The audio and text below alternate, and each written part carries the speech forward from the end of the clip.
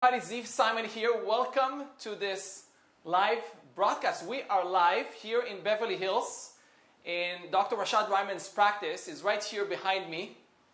Hi guys and ladies. And ladies, everybody's here. We are here in our in-practice studio teaching you how to build a top implant practice. There's a lot to learn from the top practices in the world, how to become a top surgeon and how to do the same thing in your own practice. So you are in the right place to learn how to do things at a very, very high level. We have amazing training for you. We have not just information, we have a raffle. We're going to raffle an iPad and an Apple Watch for the doctors who submitted their questions here. So let me show you a little bit around here. We have Michael, our editor, here. Okay, and I'm super excited to share with you my experience in building a top implant practice here in Beverly Hills, one of the most competitive markets probably in the world. That's what I'm told. So a couple of things. You are now in a dedicated page that has the broadcast on it. Below it, you see a chat roll. So feel free to put in your questions, comments, talk to the other doctors. We are doing this all live, okay? Uncensored, all broadcast right to you wherever you're at in the world. We have doctors from all over the world. So for the doctors just joining us, just joining the chat, just let them know this is all live. If there are some glitches or you can't hear well, put it in the chat room. We have Rashad here checking the answers. So this is going to be awesome. I look forward to doing this. Okay, so let's get started.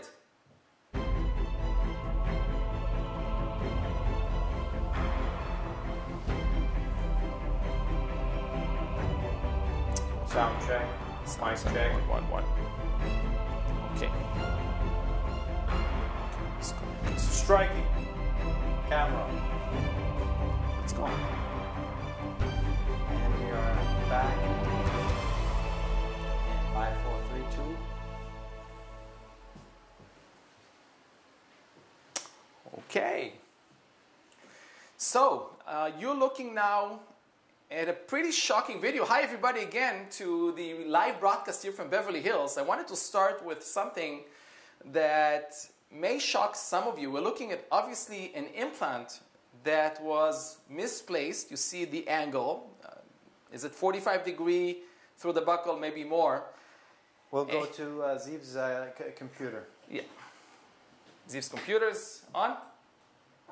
Yep. Right there. Okay, good. Here it is. Here it is. We are on target here.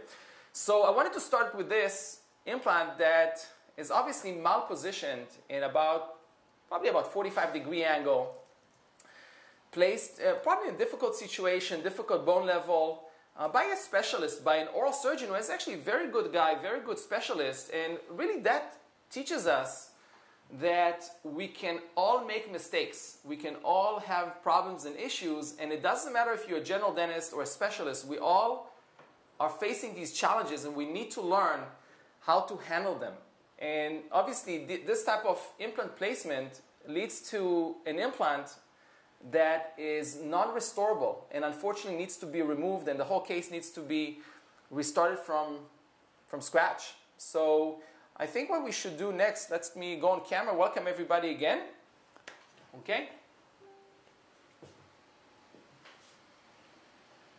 Are we on camera?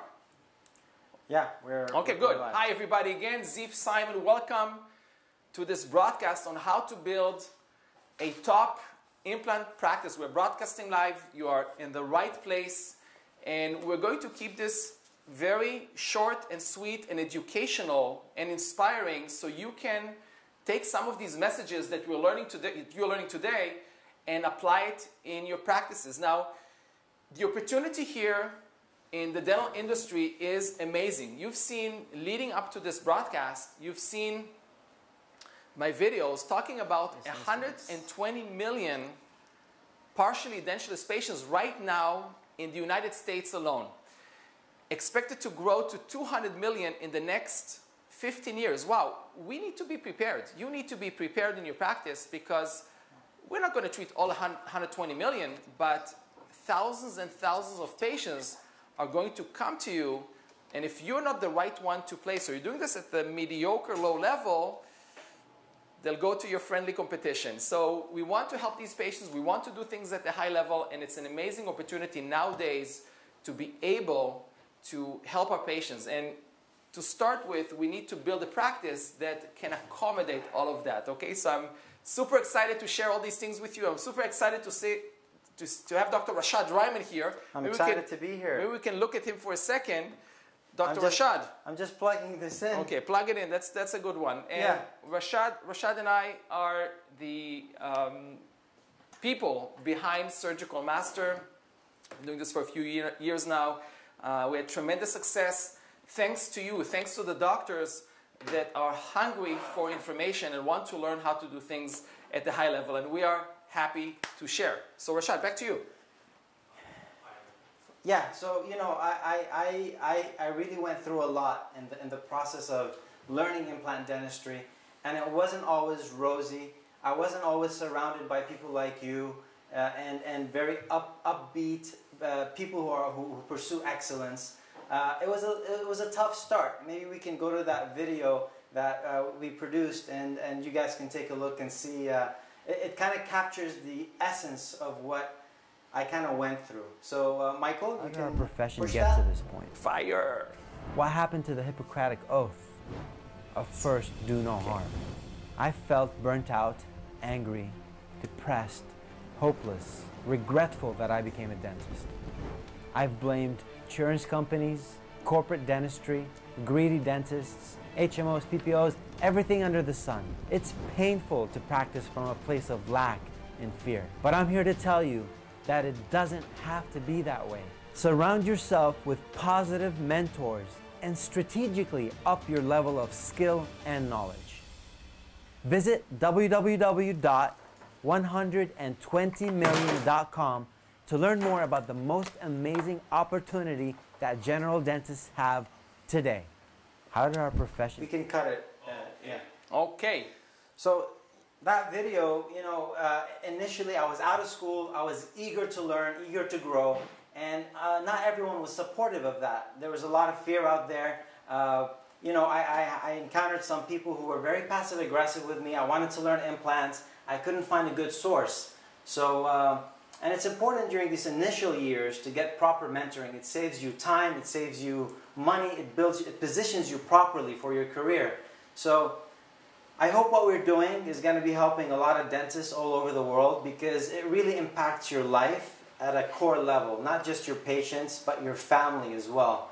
And I'm just grateful I'm in a good spot now. You know, with HMOs and insurance companies, I see dentists trying to find ways to make money off arrestants or very cheap ways to make money. And I look at myself, I'm like, I invested hundreds of thousands of dollars. I sacrificed years of my life going to dental school. So now I have to be playing around to get paid. It's just very, it's not good to the soul. But there is an opportunity. There's 120 million people out there who need implants, and there's plenty of patients to go around in the market. And thanks to you for showing us how a good periodontist would do things. Thank you. And what I wanted to do, what we wanted to start with, is showing a case which, by any criteria, is really difficult, whether you're a specialist or a general dentist. And I wanted to show Alba's case. Is that okay? We jump into this case? Yeah, let's go to your computer. Okay, show go her to the case. To Ziv's computer. Okay. So this is a situation of another misplaced implant in the anterior zone, and you can see the incredible inflammation, not just because this implant was not positioned well, but also there was total disregard of the soft tissue. And really, this is one of the goals of our training, is to focus on what makes a surgeon great. And the top surgeons pay attention to the tissue. Now, Rashad is a general dentist. So Rashad, what did you do in this case? What was the procedure like? So the patient came in. She was very disheartened. She had lost trust in dentistry because where she got that case done, they were not really responding to her. I guess it was difficult to treat. It's scary, you know, when someone walks into you like that. So But luckily, you know, I have a great mentor, and I looked at it. I'm like, okay, I can help this lady. I mean, how much worse can it be? So I decided to remove her existing crowns, clean everything up, use electrosurge, and then see how things healed. And then I went ahead and I did a connective tissue graft. That's the one we're seeing right now here. On your computer. On the computer right now. Okay. And the goal here was what? Because usually connective tissue is for root coverage. So you use it for what purpose? I used connective tissue grafting in this case because I know that a lot of the success with implants, and I learned from you and other awesome people, has to do with the quality of tissue around the implant. So it's not just about placing that implant in the bone. It's about making sure that the tissue around it is good. Okay, so let's see how it healed. So what we're looking at here is a tremendous increase in the attached and keratinized tissue. And now this patient has a better chance. So I give you a compliment. I couldn't have done it better. Thank you. I couldn't have done it better. Well, so, I learned from the best. So that's a great outcome. You know what's cool? This case, you know, we discussed it and everything. I watched the video and the curriculum on how to do that. Or how to perform a free gingival graft. Yeah, yeah. Okay, cool. The times have changed, you know. Cool. So shall we go to Alba now? Yeah, and we can go to her. What was heartwarming about this case is that this patient saw me as her angel. So maybe we can show that video. Okay. And yeah.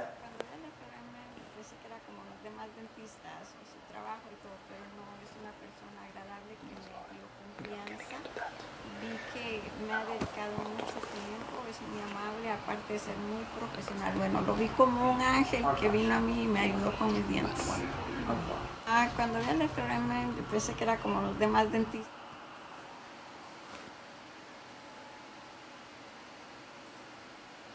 Cuando vi al restaurante, yo pensé que era como los demás. Almost. Okay, back here. Bueno, lo vi como un ángel que vino a mí y me ayudó con mis dientes. Cuando vi al restaurante, yo pensé... Yeah, it was. Okay.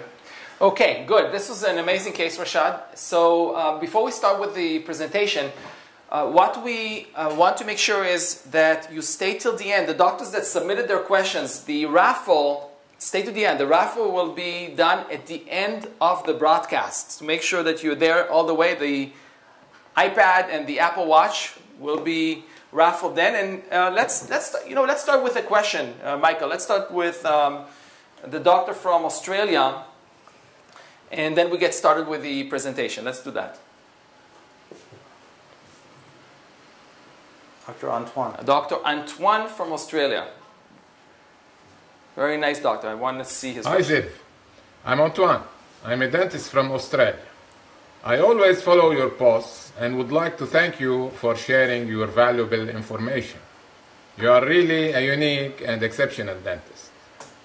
My question today is, what is the best way to numb the patient if you want to place an implant in lower molar area?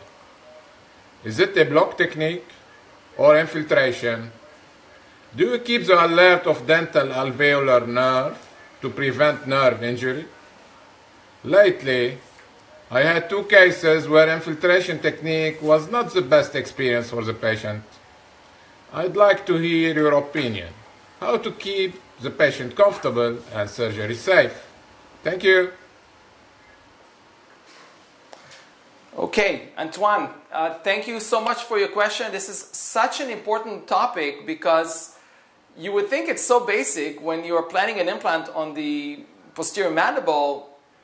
You would think that the anesthesia would be just obvious. And like you, almost 20 years ago, I was taught to not block the patient and just infiltrate, because if I got too close to the nerve, the patient can alert me and say, "Doc, it hurts," and then I know I'm close to the nerve. So if you think about it, it's one of the most risky procedures or risky approaches that you can take.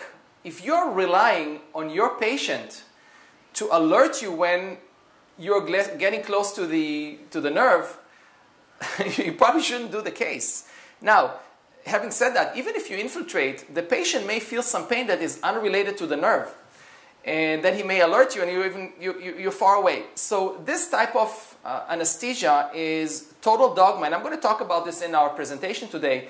We must eliminate dogma from our industry, from our teaching, from our education system, and from our practice. And it's hard because if you learn that from one of your mentors, one of your professors, and that was the best they could teach 20 years ago, it's nobody's fault. But it's our job to educate ourselves and think in a common sense way. The patient will not be able to alert you if you get close to the nerve. And how close is it when you drill far down? So my advice to you, when you are anesthetizing a patient for a posterior mandible case, give a mandibular block or inferior alveolar block, long buccal infiltration. You can also infiltrate on the buccal and the lingual to make sure that the soft tissues are numb, and also for hemostasis. And make sure that you have very good preoperative planning so you don't have to worry about the nerve. And if the nerve is close, don't count on the patient waving you that it hurts. Use guided surgery, use computer guide, CT scan technology, and you'll do great. And thank you very much for this question, all the support back in Australia down under there. Okay? So we are going to get started and learn how to build a top implant practice. I'm here in Beverly Hills. It's not my practice here. It's Dr. Rashad Wyman's practice. Beautiful practice, by the way. Great job. Thanks. And for you to know, this market has over 500 dentists. Many, many, many dentists and many, many specialists, probably 500 specialists. The competition is fierce. It's a shark tank. You have to be strong to survive, but we're going to do it like David, okay? Not like Goliath. We are going to do this with good education, with proper planning, by keeping the patient on our side and providing good treatment. And that's the goal of tonight, to show you how to build a top implant practice. So let's learn how it goes. Okay, so let's go to the presentation. Okay, how to build a top implant practice. Do you see the presentation? If you are on the chat roll, make sure to let us know that you hear me and see the picture loud and clear. Okay, so how do we build a top implant practice? If you want to build a top implant practice, you need to have strategies and techniques and tactics of top surgeons. That's the bottom line. What you need to do is see who is successful and copy them. And that's what's going to take you to the next level. Okay, so make sure that you stay to the end of this broadcast. Number one, we'll raffle the iPad and the Apple Watch, number one. Number two, I'm going to present to you an amazing opportunity that is going to accelerate your learning, accelerate your practice, and bring you to the next level so you too can create a top implant practice. So make sure to stay up. And thank you for all those doctors all over the world that woke up in the middle of the night, woke up early, stay late after work. We have hundreds of doctors online that are listening to that. Okay, so again, welcome everybody. My name is Dr. Ziv Simon. I'm the creator of Surgical Master. I'm also a periodontist in Beverly Hills. They also call me the general dentist's best friend. Okay, I hope they're not comparing me to a dog, but I think it comes from the fact that for many, many years, close to 20 years, I've been teaching and supporting general dentists in their quest to master surgery at the specialty level. And like I said before, I'm also practicing in a very much cutthroat market where all the sharks are luring and you really have to stand out to survive. Now, I practice 5, sometimes 6 days a week. So I'm exactly like you. I practice for a living to pay my bills, to support my family of 4 kids and a wife.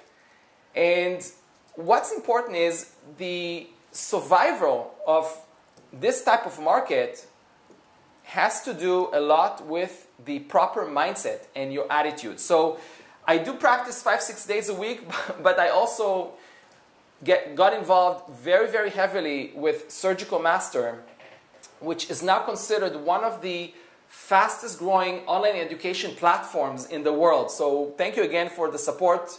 Starting with very small live hands-on courses at USC and other organizations, all the way to now having over 15,000 doctors that went through the Surgical Master online and live training. So it's quite a big jump. And some of you attended the broadcast in May, the Implant Gold Rush broadcast, where we had, wow, 30,000 dentists in attendance and watching for straight 3 days. This was just amazing. And why is that? Because of the amazing opportunity. We have all these millions and millions of patients that are partially dentulous and are coming to your office, but many times you are confused. So we need to stop the confusion. This is the first step in what we're doing, and we need to create some clarity. Okay, once you have clarity and your mind is open to learning new things that are far away from dogma, you're going to reach the next level. Okay, so we're here to support you. So in this training, in this live training, I'm going to talk about how to place implants like a top surgeon, like a specialist. I'm going to talk about grafting bone and soft tissue without dogma. And I'm going to teach you some new ways to maximize the aesthetics when it comes to implants. We're going to talk about some of those interesting magic bullets. So my promise to you today is that you're going to learn strategies and tactics, that you're going to have clarity in your mind, and in turn it will build some confidence, shorten your learning curve, and really, in a way, accelerate what you already know. So if you're starting from nothing, it'll bring you to the next level. If you're already placing implants, you think you know what you're doing, or you're at a high level, you must have gaps of knowledge that we're going to fill in. And that is 100% what's necessary to create a top implant practice. So we talked about the opportunity. We must prepare for that. It's important to prepare now, okay? My mom always told me, you know, don't wait to the last minute, okay? Just do it ahead of time. We need to prepare now, build up our skills, build up our confidence, so when our patient's coming in, we are not trapped in the old ways, in the dogma that we are taught, in all this information overwhelm with the conflicting information sometimes, and no systems. We don't have the systems. A lot of doctors lack the systems to treat properly. Now, if you look at the top surgeons in the world, they all have systems. Forget about surgeons. The most successful people in the world have systems for success. It doesn't matter what you do. So I'm going to teach you some of these systems because the game has changed. We're not just filling bone with titanium. We are doing this with a lot of thought and a lot of planning, and these numbers are just going to increase. So this training is for you if you love placing implants, you're already placing them, or you would love to place implants, you have some gaps of knowledge, you may be confused by conflicting information, or you had some failures of bone grafts and implants. And in this training, I'm going to talk about these things, and I'm going to start with a case that is actually my failure. And I want to show you this case. This patient had a missing tooth. The molar needed to be extracted.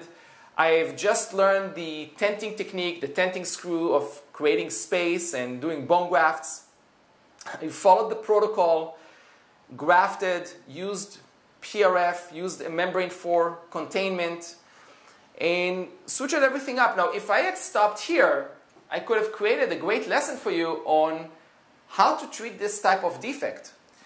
And this is really what happens. A lot of the lectures that you're attending, a lot of the courses that you're seeing, basically what's happening, you're seeing just part of the picture. Now let's move on and look at this case. What happened a week later, this bone graft got totally infected. I was not prepared for that. This patient also had a dry socket. I had to remove the bone graft, I had to remove the screws, I have to open this thing up all over again. And in reality, I was not prepared for that. And I don't want this for you. I want you to learn from my mistakes, from my own failures that are obviously very, very well documented. So when you have failures, here's tip number one of the day. When you have failure, don't stop taking pictures. Keep documenting, keep observing, understand what went wrong so you can resolve it for the next time around. I'm so happy to see that a lot of the doctors here in attendance joined Complication 911. I wanted to prepare you for this, so thanks for attending. This is an awesome course, probably one of the best ones online that we created, so you can check it out sometime later. Okay, so learn a lot from your failure and be very careful who you're learning from. Okay, you can follow the surgical master teaching, you can follow any types of teachings. There are a lot of good doctors in the market, the education market, but remember, you need to follow a doctor that teaches you systems, that teaches you how to deal with these types of failures. So to build a top implant practice, your patients are already in your chair. They're already trusting and liking you. You're positioned in the best possible way to treat them. So to build a top implant practice, you have to become a top implant surgeon. There's really no way around it. You cannot cheat the system. It's not possible. You cannot cheat the system. You cannot find like, I'm going to shorten your learning curve. I'm going to show you some very, very interesting things that will make things go faster. But you really have to become all that. Now, this patient, one of my patients where I placed an implant in the central incisor location, you can see the abundance of soft tissue and bone. And I'm going to basically show you the socket shielding technique. Okay, now how did I learn the socket shielding technique? That's really interesting. Okay, I learned the socket shielding online. I learned this completely online. Okay, so let's look at what creates a top implant practice. Step number one. Step number one. You need to be able to build an implant site with good bone and good soft tissue. And that may be the obvious, but think about it. A lot of doctors are taking trainings that are very sophisticated in terms of the implant positioning and all on four, but they forgot the very important step of building an implant site. Once you master that, then move on to how to place the implant. Very, very important to know this in sequence. Now, once you mastered both of these processes, this is pretty much 80% of what you do. Most of what we do is basic surgical knowledge, basic technique, understanding bone anatomy, understanding bone physiology and healing patterns, and that's helping you. Now, you can stay there, but if you want to get to a top level, you want to get to the top surgeon, you want to see what these guys are doing, all these doctors online that are posting amazing cases, and you're looking at them and you're like, wow, I want to be this guy or this gal. There are a lot of women surgeons that are amazing, specialists and general dentists. The top surgeons in the world, and this is really important, the top surgeons in the world have specialized skills. These are the magic bullets that I'm going to share with you. So today's broadcast, today's lesson is taking you along this path, and I'm going to share with you the different steps and the different key points that you must master to become one of the top. Okay, so join us up there. Okay, so step number one, let's get started with that. I'm going to teach you in this quick lesson about bone grafting without the dogma. We have to eliminate dogma. Dogma has to be thrown in the garbage. Okay, dogma should be illegal because it's holding you back. You have maybe some myths or some misconceptions that you follow and you think they're true because one of your instructors in dental school told you, or in residency even, and you know what? Things have changed. The game has changed. So I'm going to show you how to do that. Okay, so we'll talk about do's and don'ts. I'm going to show you the exact bone grafting formula that I use. So here's one of my first cases of extracting a canine. And I was taught when I extract a tooth and I have all 5 sockets, we don't need to graft because it has the best regenerative potential, just simply a blood clot, and it'll all be fine. And this is the first misconception that I was going by. Don't graft 4 wall sockets or 5. You know what? It failed. It did collapse. The dogma did not stand the test of reality. Okay, so don't always believe what you're told. Okay, so how can we minimize that? Of course, with bone grafting. So I'm going to go over a few misconceptions that once you get rid of them, your grafting is going to become way more powerful. Okay, so we have a patient with a tremendous infection, a vertical root fracture, a tooth is extracted. You may have a dilemma. The extraction was simple. You use your curette, you debrided the socket, and the dilemma is, should we flap or not flap? Should we raise a flap or not? And some would say yes, some would say no. You don't want to compromise the papilla. So I many times put it to the test. Here's myth number 1. Never reflect a flap for extraction. It's the crime. No, it's not always the case. Because here, I curated the socket, and only after reflecting a flap, the infection extended all the way to the floor of the nose. So had I reflected a flap, we would have been in big trouble. Okay, so you definitely can reflect a flap. Second misconception is, don't graft infected sites. Okay, well, it may get infected and the whole thing will fail. Well, infected sites have an amazing potential. The tissue is already distended, so you can graft more bone in there. There's already a lot of inflammation that is conducive for healing. And from a practical point of view, the patient is already anesthetized, and you can now expose the defect and definitely graft it. I do recommend you graft infected sites. What is the downside? It may not work to the best as you want. It may get infected, but in reality, it doesn't happen a whole lot if you follow the proper steps. So what's important for these cases is to eliminate all the infection. Okay, debride it well, place the patient on some antibiotics, place a collagen membrane that is about 5 millimeters beyond the defect. Why 5 millimeters? Because once you condense bone, this membrane is going to be pushed out. And then it's up to you. You can place your bone graft first and layer the membrane right after, or sometimes just pull it to the side, condense your bone in there. Very, very simple technique because you have now good visibility. My advice to you, graft in excess, overcompensate. Some of this bone graft is going to be resorbed over time. Attach your membrane, use the compartment technique by placing a collagen plug right on top.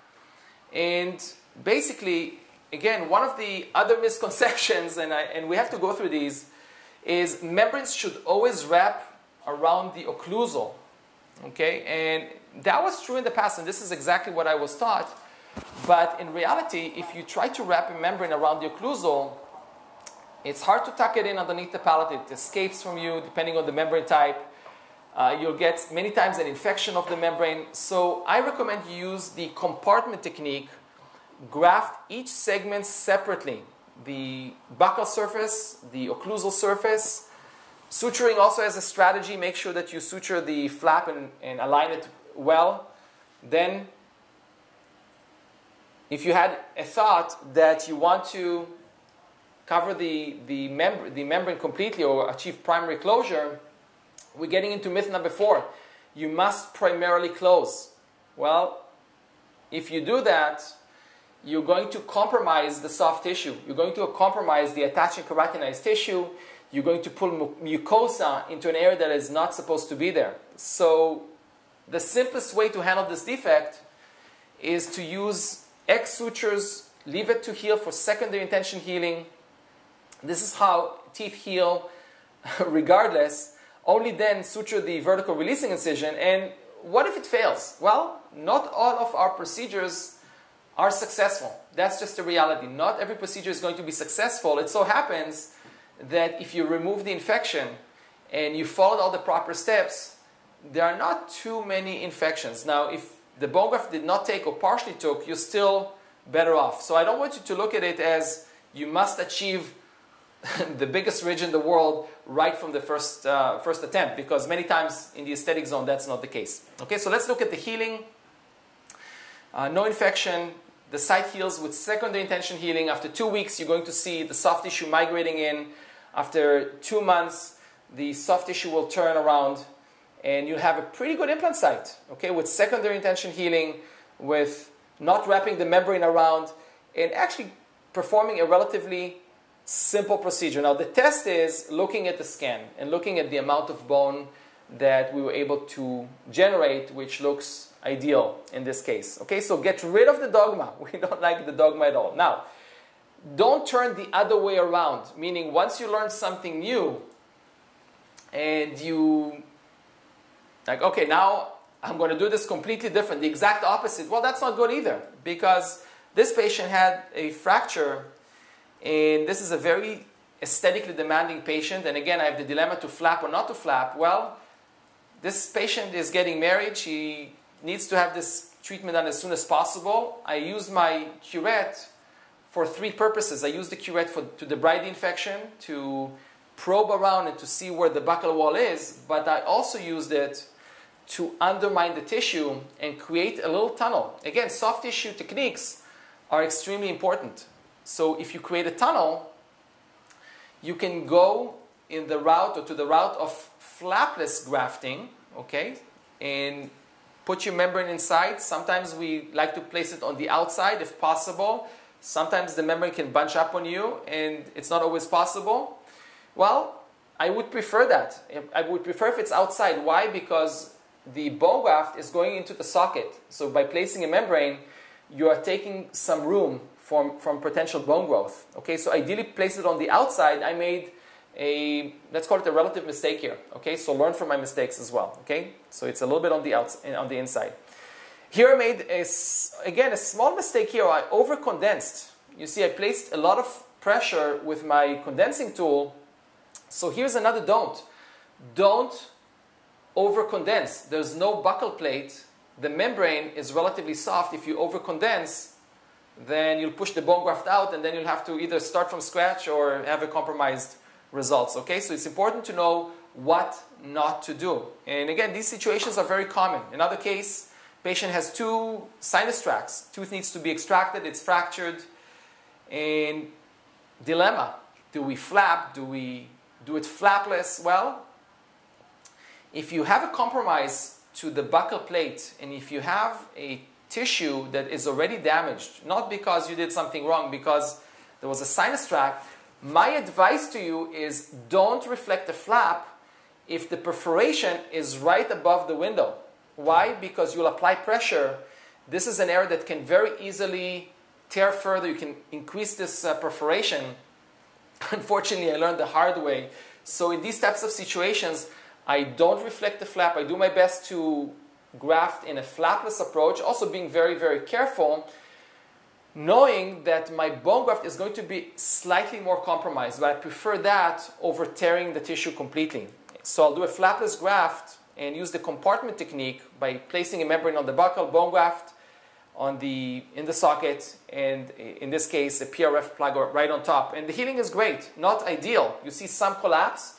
Why? Because there was a pretty big defect. So we'll get some collapse, and we're going to catch this, let's call it the missing contour, later on. You see this here from the CT scan. You see that the bone is quite adequate for an implant in the right position, but we'll need to augment the bone, maybe the soft tissue a little bit in this case. Okay, so not every case comes out perfect, and I don't want you to beat yourself up. What you're seeing in lectures and in presentations and on Facebook is many times the doctor's best work. All the failures stay inside the computer. So I don't want you to get overwhelmed or discouraged or feeling I can never do this, what he's doing or what I'm doing. Well, luckily I'm showing you also cases that don't always work perfectly. And just to finish off this lesson, I'm going to give you the graft formula, what I use for my compartment technique. So let's keep it clear and short and to the point. For most extraction sockets, I use an allograft bone graft, okay? And the brand doesn't make too much difference. In our other training courses, we talk more about branding and things like that. or a dentin graft, if possible. I'll talk about this later. I mix it with the PRF fluid or the liquid. Okay, that's my carrier. I'm also going to add some metronidazole in powder form. And if I need to use a membrane, I'm going to use a resorbable collagen membrane that is relatively rigid. Now, companies will tell you this membrane lasts 6 weeks and 8 weeks and 12 weeks.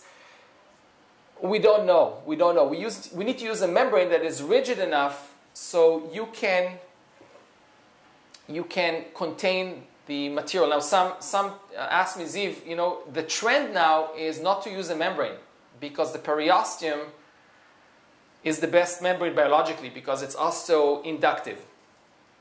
That may be true, but practically you're using the membrane as a containment mechanism to contain the bone graft. This is why I sometimes use 2 membranes, one on top of the other. Okay, don't be cheap.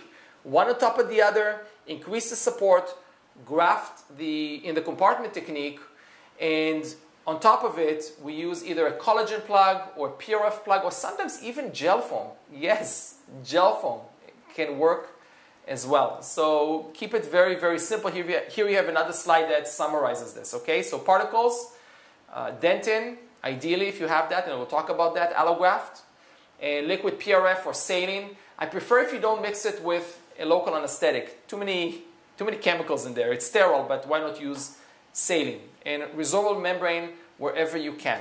Okay? Good. So I hope this was clear. I hope the lesson on eliminating dogma creates some more clarity so you can now apply these strategies, tactics, and build up your confidence on the way to become a top surgeon. Okay? This is what we're aiming for. Alrighty. We have some questions. Yes, some questions. From Zishan, he's asking, what's the cost price of the procedure for general dentists usually? Is he thinking of this? Yeah, that's his question. Okay, great. So the cost, how much you should charge for a bone graft, meaning the procedure itself. So the procedure, the way you present it to the patient, has 2 components. It has the extraction process, it has the bone graft, and if you're using PRF or dentin grafting, that's a separate charge. So typically, if you're just trying to figure out the formula in regards to how much the material costs and how much do I charge, you need to charge about 3 times as much as the cost of the material. That's to not to break even, that's to make profit, and that's to be successful with it and not to do it for free. Because the cost of the material is many times significant, so you need to make up for that. You need to spend time in your practice doing this. You need the expertise, and that's where you get compensated. Now, once you get to a top level, once you start doing procedures that are specialized, that we're going to cover in the next few lessons, you're going to go 4 times as much the cost, 5 times as much. And actually the last lesson, lesson number 7, talks about how much you should charge. Because I believe that if you don't charge enough, you will not enjoy doing this and you will not do this. And people value what they pay for. Okay? Any more questions? Yeah, we have from Dr. David Stahl. Is mixing bone graft with patient's blood better than or as good as PRF or saline? Okay. So the question was, should we mix it just with blood, the patient's blood, meaning just from the site, or PRF? Well, the story is, we will never find out because we're not going to run a study. But just for you to know, when you take PRF and the amount of platelets there versus just blood, that's why they call it platelet-rich fiber, and emphasis on the rich. So you have way more secretion of growth factors. Number 2, as you harvest or obtain blood from the site, it's usually contaminated. So I would say if you can, use the PRF if you have it available. If you don't have it, then blood is okay. Sometimes it's just a headache. I would use saline. Okay, move on. More questions? We have, what is your opinion from Dr. Nitin Pandey? What is your opinion about PTFE membrane? Okay, so PTFE is a non-resorbable membrane. It's a great membrane, but think about it. You need to go back and retrieve it. That's the bottom line. So PTFE or ePTFE, the expanded form, and titanium reinforced, requires a secondary procedure. Many times gets exposed, and I would utilize it only for big ridge augmentations.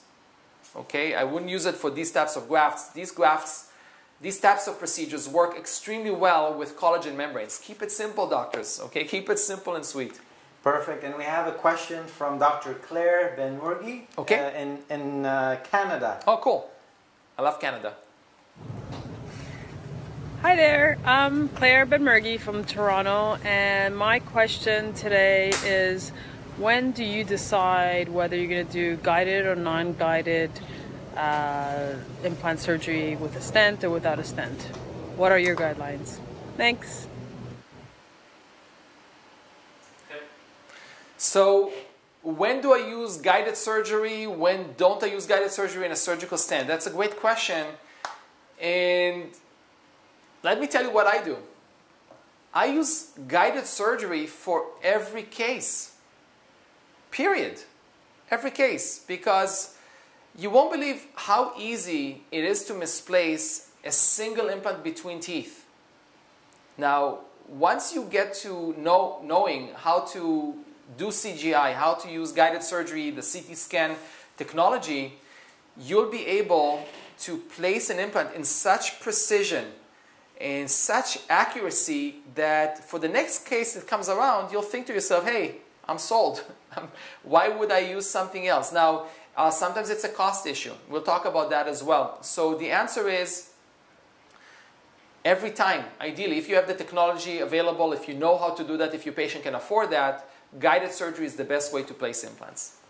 Okay, so let's talk, speaking about placement, let's talk a little bit about tips of placement. We go back to the screen. And I'm going to talk about mostly the aesthetic zone, because the aesthetic zone is extremely tricky. This is where you're being tested. If you place an implant, the positioning is so critical, you won't believe it. This is like, the difference between success and failure is a couple of degrees, or half a millimeter can be a big failure. So I wanted to give you 6 tips on positioning an implant. Now, the dogma in the past was, just put it in between, okay? Put the implant, split the difference in between the roots, mesiodistally. Come on, Ziv, it's simple to do. Well, if I just put it in the middle, there is something called the nasopalatine neurovascular bundle, long name. It's basically a canal. You can't be in the canal. Many of those canals are huge. You can't be too close to it. So we already see that the answer to mesiodistal positioning is not in the middle. Okay, you have to be safe from the canal. Okay, so this is mesiodistal. Now, bodily movement. Now, how about the angle? How do you position the angle mesiodistally? Okay, again, people think, okay, this should be like a tooth, or it doesn't matter, it should be perpendicular to the occlusion. But in reality, the best mesiodistal position is parallel to the adjacent contact areas. Why? Because if you place your implant mesiodistally in terms of the angle, you will achieve better contact areas, you'll achieve better embrasure spaces, and a much more facilitated restorative process. Okay, you have a better draw, and this is the angulation. How about buccopalatal positioning? Again, in the past, that's what I would do. I have to admit, that's how I trained. Put it in the middle. A lot of doctors and surgeons are still doing this. Put it in the middle. Well, if you put it in the middle, how do you know the restorative implications? Okay, so plan with the end in mind. Look at the outline of your tooth, where it's going to be. Guided surgery is fantastic for that, but you don't have to. Not everybody needs to do guided surgery all the time. Okay, and if you know exactly where it is, plan for a screw-retained position. Okay, you can move the implant bodily. Okay, what happens then? You're compromising the palatal plate. You can tilt the implant towards the palate, but then you can compromise the buccal plate. So in reality, the buccopalatal positioning is usually a balance between bodily position and the tilting, until you find the proper position where the tooth is 2 millimeters from the buccal plate and still in a screw axis. Okay, so just keep it in mind. Will some ridges be resorbed? Absolutely. Will you have knife edges where you can't do that? Absolutely. That's why we have grafting available. Okay, we're talking about principles. So tip number 5, protect the buccal plate, protect the palatal plate, position the implant in a screw axis position. Okay, tip number 6, and really the one that most doctors fail in and have trouble with, they either place it too low or too apical or too coronal, and very insecure about that. So the bottom line is, in the aesthetic zone, we're looking at about 3 millimeters. And I would say go 3 to 4 millimeters subgingival below the buccal free gingival margin. Okay? What happens if you place it too shallow? You won't be able to develop an emergence profile. If you place it too deep, it becomes a restorative challenge. So really, you have to find, again, it's all about balance. You need to find the balance between too apical, too coronal. Between 3 and 4 millimeters is usually sufficient for you to develop an emergence profile. And this is really where the magic happens. Okay, what does MAGIC stand for? MAGIC stands for Measure Accurate Gingiva Implant Correlation. Those 3 millimeters are the ones that create the magic. And if you're too superficial, you won't be able to develop an emergence profile. There'll be a hygiene problem. Okay? So the 6 tips on implant positioning, once you have them in your mind, once you understand them, allow you to place implants like a top surgeon, same strategy, the same thought process, because you're clear when you want, how you want to place it. If you are starting a surgery and you're like, okay, I know I have to put it in the middle. Well, it's not in the middle. I have to put it in the middle of the ridge. Well, it's not always the middle of the ridge. Okay, so keep in mind those 6 lessons, those 6 tips, so you can increase your confidence, because really the way to build a top implant practice is to become a top surgeon. And I want this for you. I want you to be successful. Okay, this is why we're spending the time and we're spending the energy to create these broadcasts for you, so you can excel as well. Okay, great. Questions? Yeah, we have some questions. We have Dr. Ruth Della Carpini. Do you consider abutment inclination in planning your final restorative position? Okay, that's a great question, Ruth. Hi from Milan again. You're an amazing surgical master, and I salute you. You're also a diva. So this is the story. If I take into account abutment inclination, yes, sometimes. If I do my planning and I see that with all these options that I just shared with you, that I cannot find the ideal implant position for a screw-retained crown, then we have another solution. We have the tilted screw technology, so we can correct up to 15 to 20 degrees with certain implants with certain connections. So you can place the implant for a cementable position, but you can correct not with the abutment, but with a tilted screw, number 1. And sometimes if that's not available, absolutely. But you want to know this ahead of time. Okay, not every case is going to be ideal. And we have another question from Dr. Brady Pope. Oh, wow. An excellent, very driven dental student and future dentist. Excellent. Okay, so let's hear what he's saying. Third-year dental student here. Got a question for you. We were treatment planning implants in the number 12 and 13 maxillary premolar positions. A couple of my faculty had a difference of opinion. One faculty member said there wasn't enough bone there. We'd have to do a sinus lift for sure. The other one said, no, there's plenty of bone. We don't need a sinus lift.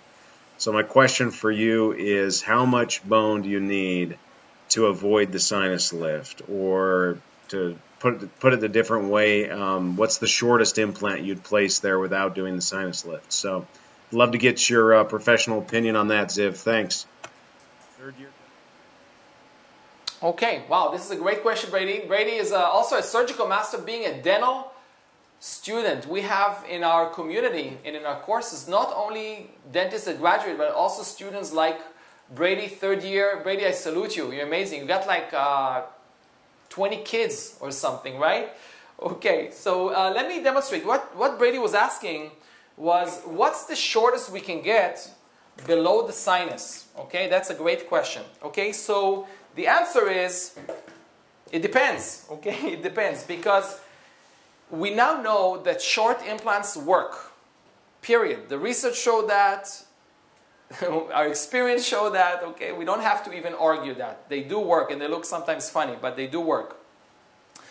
The issue is completely different. It's not about the length of the implant. If you look at the, let's say this is the sinus floor, right in here. Okay, going up like that. Take a different pen. This is the sinus floor. Okay, here's a tooth. Here's a tooth. Okay, like that. Okay, and we're planning an implant. And the question is, what's the minimum amount of bone that we have? Now, if the ridge is not resorbed or not significantly resorbed, and you can place an implant in here, meaning you have a reasonable ridge, then 8 millimeters is totally fine. Totally fine. The other scenario is if you have a resorbed ridge. Okay, maybe I need to exaggerate this a little bit. This is an amazing question. Okay, if you have, okay, you have the sinus going like that, and you have a completely resorbed ridge, well, you need to do a sinus lift. Even if you have 8 millimeters, you need to do a sinus lift, but you also need to rebuild the ridge to some extent, because crown to implant ratio is not like teeth. So implants will integrate, but you'll see more prosthetic complications. So the answer is 8 millimeters, I feel very, very comfortable, as long as I don't have a big ridge resorption that forces me to place a bigger tooth. And then we need to learn the skills of sinus augmentation, which is coming up right now. Okay, so this is a great segue to the next lesson. Thank you, Brady, for an amazing question. Okay, so 80% are simple, basic knowledge, simple procedures. We're going to start getting now into magic bullets, into specialized procedures that make the whole difference between somebody who's just okay and somebody who has really built a top practice. And I'm going to talk about the sinus. That was a great segue. It was probably intentional. Okay, so I'm going to show you how to deal with common problems with upper molars. And I believe that if you involve yourself with implant dentistry, you must know how to perform a sinus lift. Now, there are two types of sinus lifts, the indirect and the direct one. We call it Summers technique or the lateral wall technique. And both of them are specialized skills. And it's important for you to know that. Now, if you're just starting out, don't start with the direct sinus lift. Don't start with that. Get yourself familiarized with the Summers technique and know how to do this at the top level. It's not just banging on the patient. This is what I was taught. I was taught to crack the sinus floor. And this is really one of the first tips that I can tell you, because you need to know sinus lifting, because for over 90% of all patients losing molars, sometimes even premolars in the maxilla, there's shortage of bone. Excuse me. So don't break the sinus floor. Don't give your patient a concussion. You're going to get in trouble. You don't need to use force. Don't show that you have biceps here. The tapping with an osteotome is very, very gentle. And why are doctors, breaking the sinus floor? Because they're not thinning out the sinus floor. So the first step of an indirect sinus lift is to create an osteotomy that will thin out the sinus floor so you can place your bone graft. So I'm going to show you how this works. Okay? So the idea here, when you are reaching the sinus floor and add bone particles, you're creating your osteotomy. But before you start the lift, make sure that you thinned out the floor of the sinus. If it's 2-3 millimeters dense and you're trying to crack it open, it's not happening. You'll make the patient miserable and you'll get frustrated. So what you need to do is very gradually place a direction indicator. Take an x-ray. Don't be shy about x-rays. You're not there yet, you have another millimeter. Drill a little bit more. Guided surgery is perfect for that. Drill a little bit more.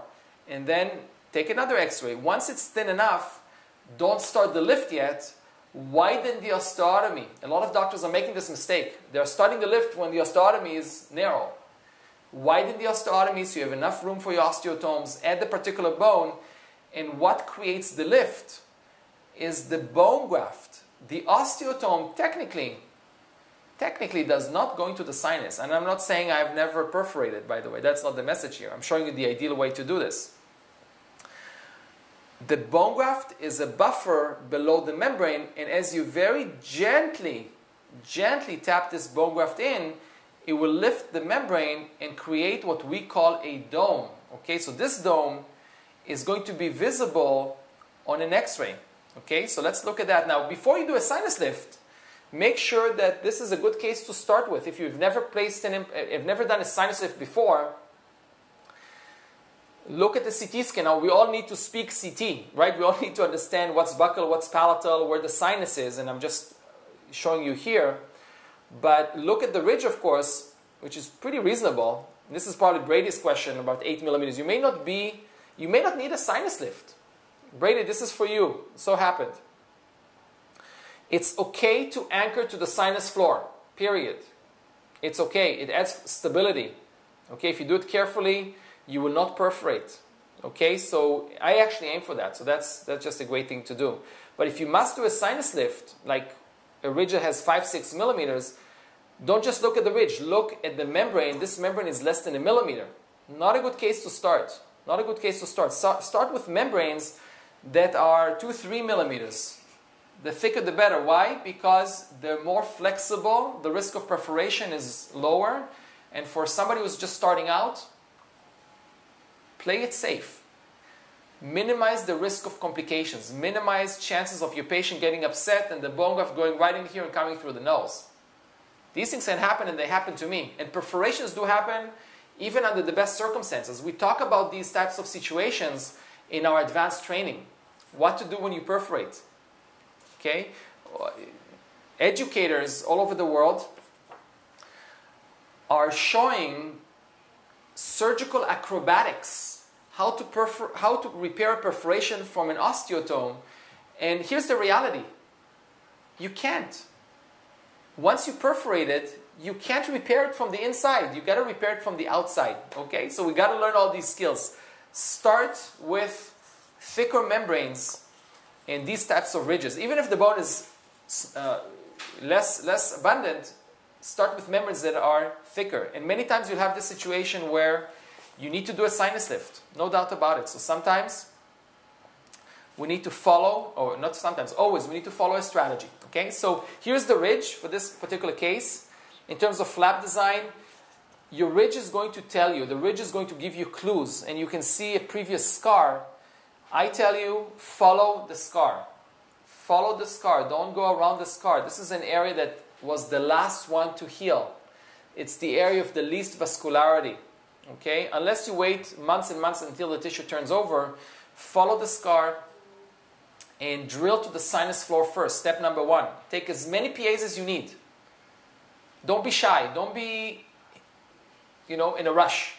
A lot of doctors are like, I don't have time to take x-rays. Really? It takes exactly a couple seconds. Okay?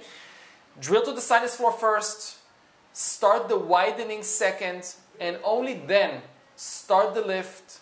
Start condensing the bone very carefully. Not cracking anything. It's just pushing the bone very carefully, lifting the membranes, or the membrane rather.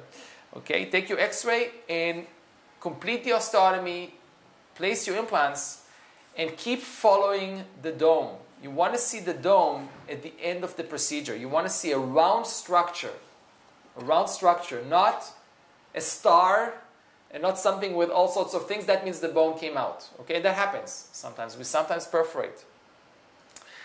You follow the domes, and that's a great sign. That means that the bone extended to the right level. Okay, some doctors ask me, Ziv, what happens? I did my lift, Now I'm ready to place the implants. Do I place more bone graft at the same time? Nothing wrong with that. Why not?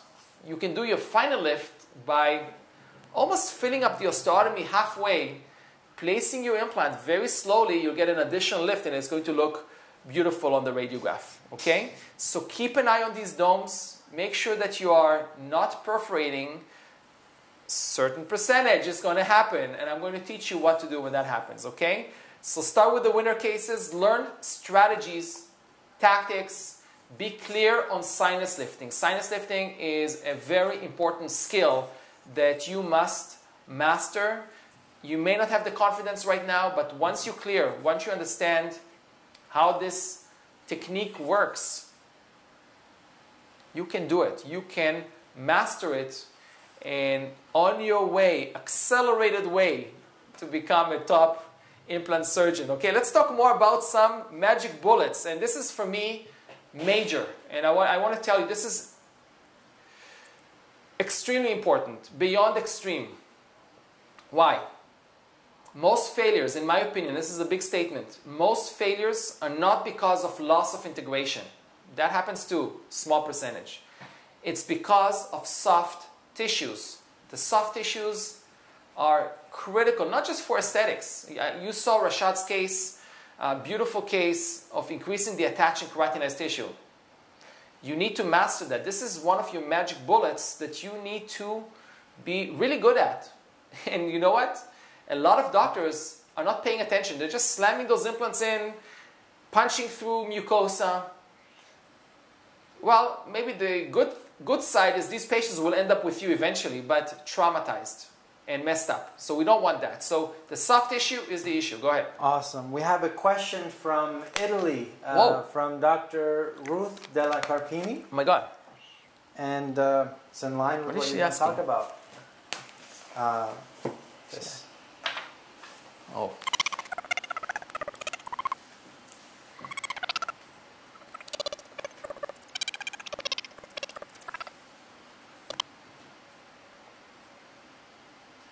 Okay. We ready to go? No. She has internet. Okay, internet issues. But we can.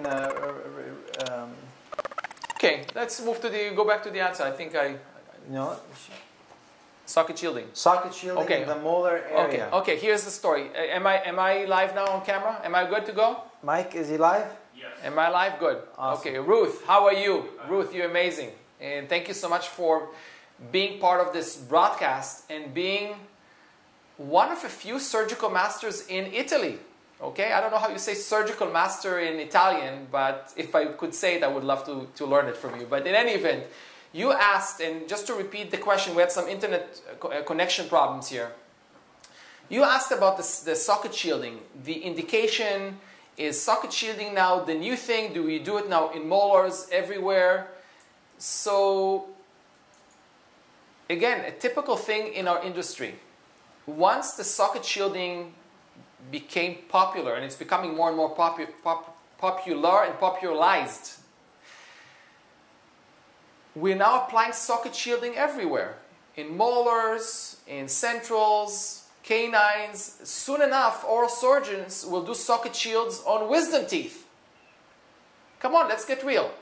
Let's think about the purpose of socket shielding. Socket shielding, and I'm going to talk about that too, is meant to preserve the buccal plate, a thin shell of root structure that fools the body in thinking that the tooth is there, preserving beautiful bone, beautiful tissue, period.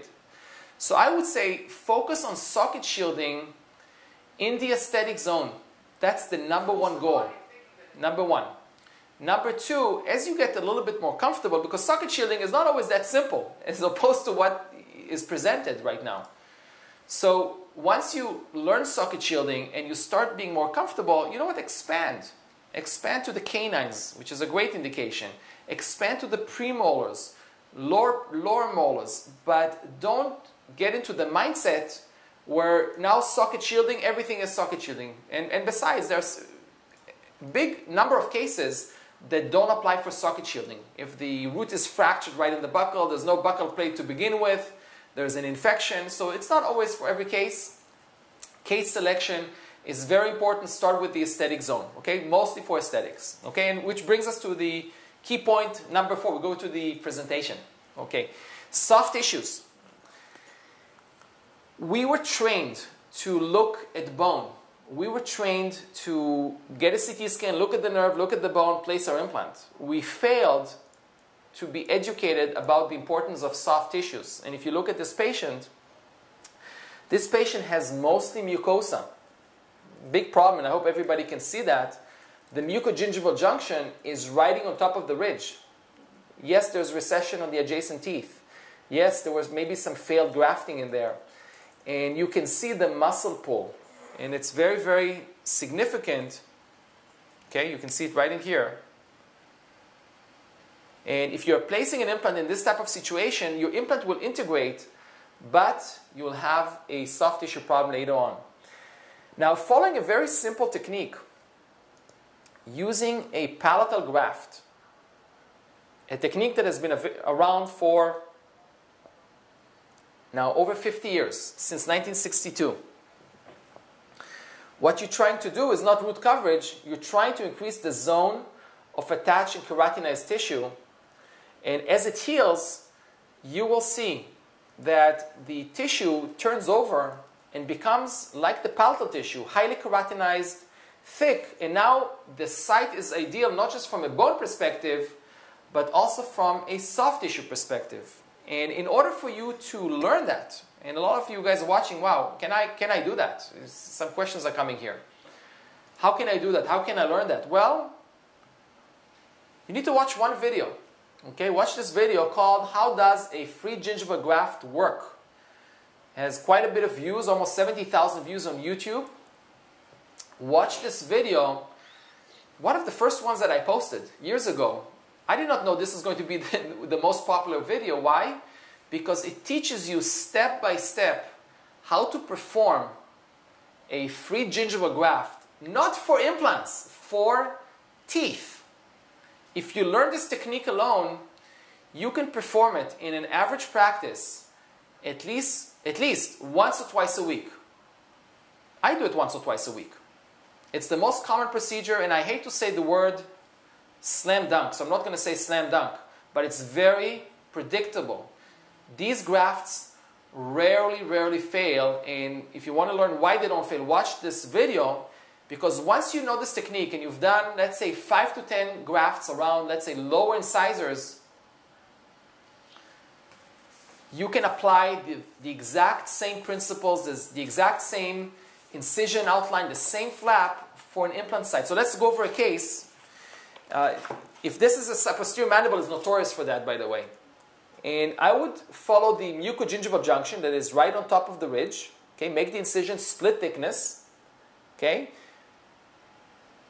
Now, when I say mucogingival junction, it's mucogingival junction. Okay, you have to know to identify it. Okay, it's very clear. Sometimes it disappears, but follow the mucogingival junction in split thickness.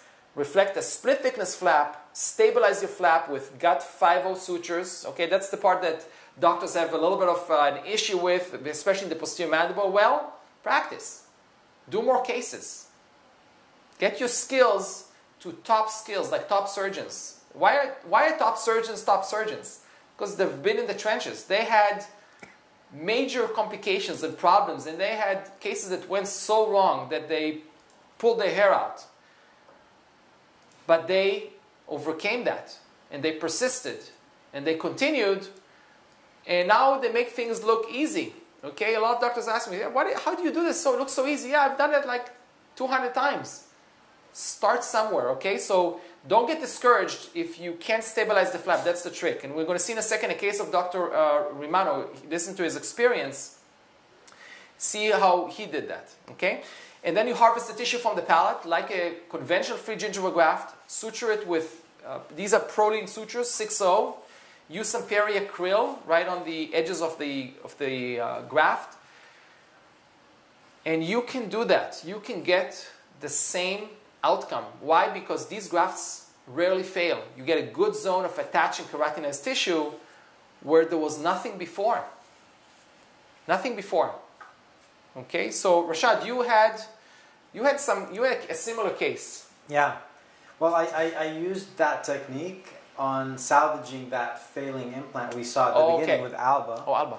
And I recently did that technique on a case where there was 3 implants, and it's the exact same thing. I did one thing modified. I did a releasing flap on the mesial, so I will not do that in the future. But I'm excited. I photographed the case, and I will share it on the Surgical Mastermind group for sure. And how did you learn this technique? I learned this technique from you, and when I wanted to refresh it, I learned it from going to the video. Okay, so watch this video, guys. Okay, this video is we have clear. A question coming from Dr. Amiran Osiashvili. Oh, Dr. Jeff. Okay. Jeff Martin? We can go with Dr. Jeff first. Yeah. Okay.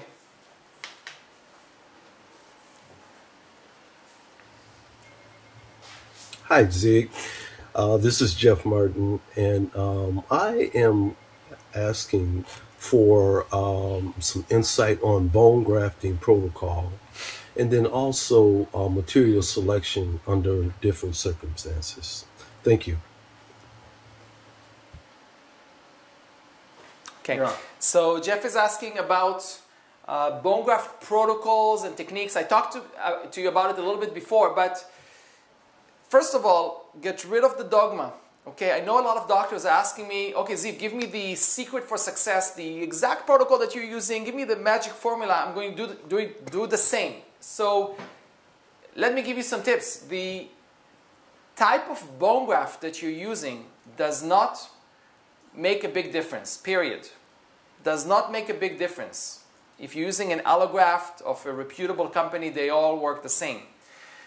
It's all about how you handle the site, how you handle the soft tissue, your debridement, your creation of your different compartments. And believe it or not, ridges heal even without PRF. PRF is just getting it to the next level. So if you're asking about the type of bone graft, for sockets, I use an allograft material, or if I can, a dentin graft, like I mentioned before, I mix it up with saline or PRF. But if I'm doing a contour graft around an implant, I'm going to use BIOS. BIOS is a terrible material for sockets, period. It's great for sinuses. It's great for contours. It's very poor for socket grafting, in my opinion, in my experience, almost 20 years. I used one of the first materials that I used. Once I opened the site, it was all particles encapsulated, but let's not beat up BIOS too much because it's good for contour grafting and sinuses. Okay, so my advice to you, Dr. Martin, focus on good surgical technique, good extraction technique, good debridement, good flap management, compartment technique, and for your sockets an allograft, for your contours and your sinuses a BIOS material, okay, or BIOS-like, a xenograft. Okay, let's move on with the soft tissue. The soft tissues are, again, they are critical. No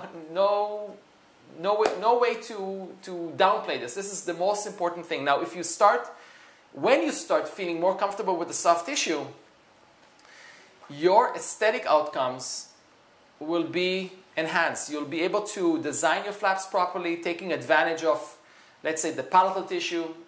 When you uncover an implant or you place an implant, you don't start the incision in the middle, you start it more to the palate. Very simple technique, but doctors don't utilize it, okay?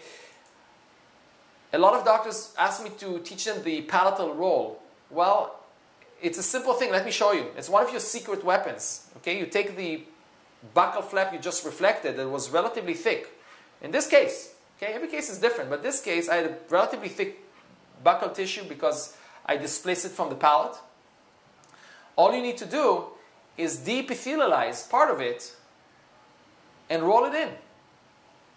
Okay, roll it in. You need to tunnel a little bit from below. You need to use your tunneling instruments.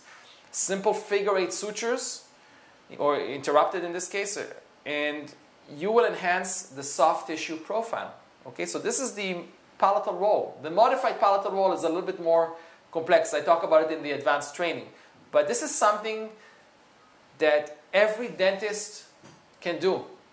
It's simple, on a regular basis. And it creates an incredible emergence profile from a soft tissue perspective and better outcomes. Okay, and I want this for you. Okay?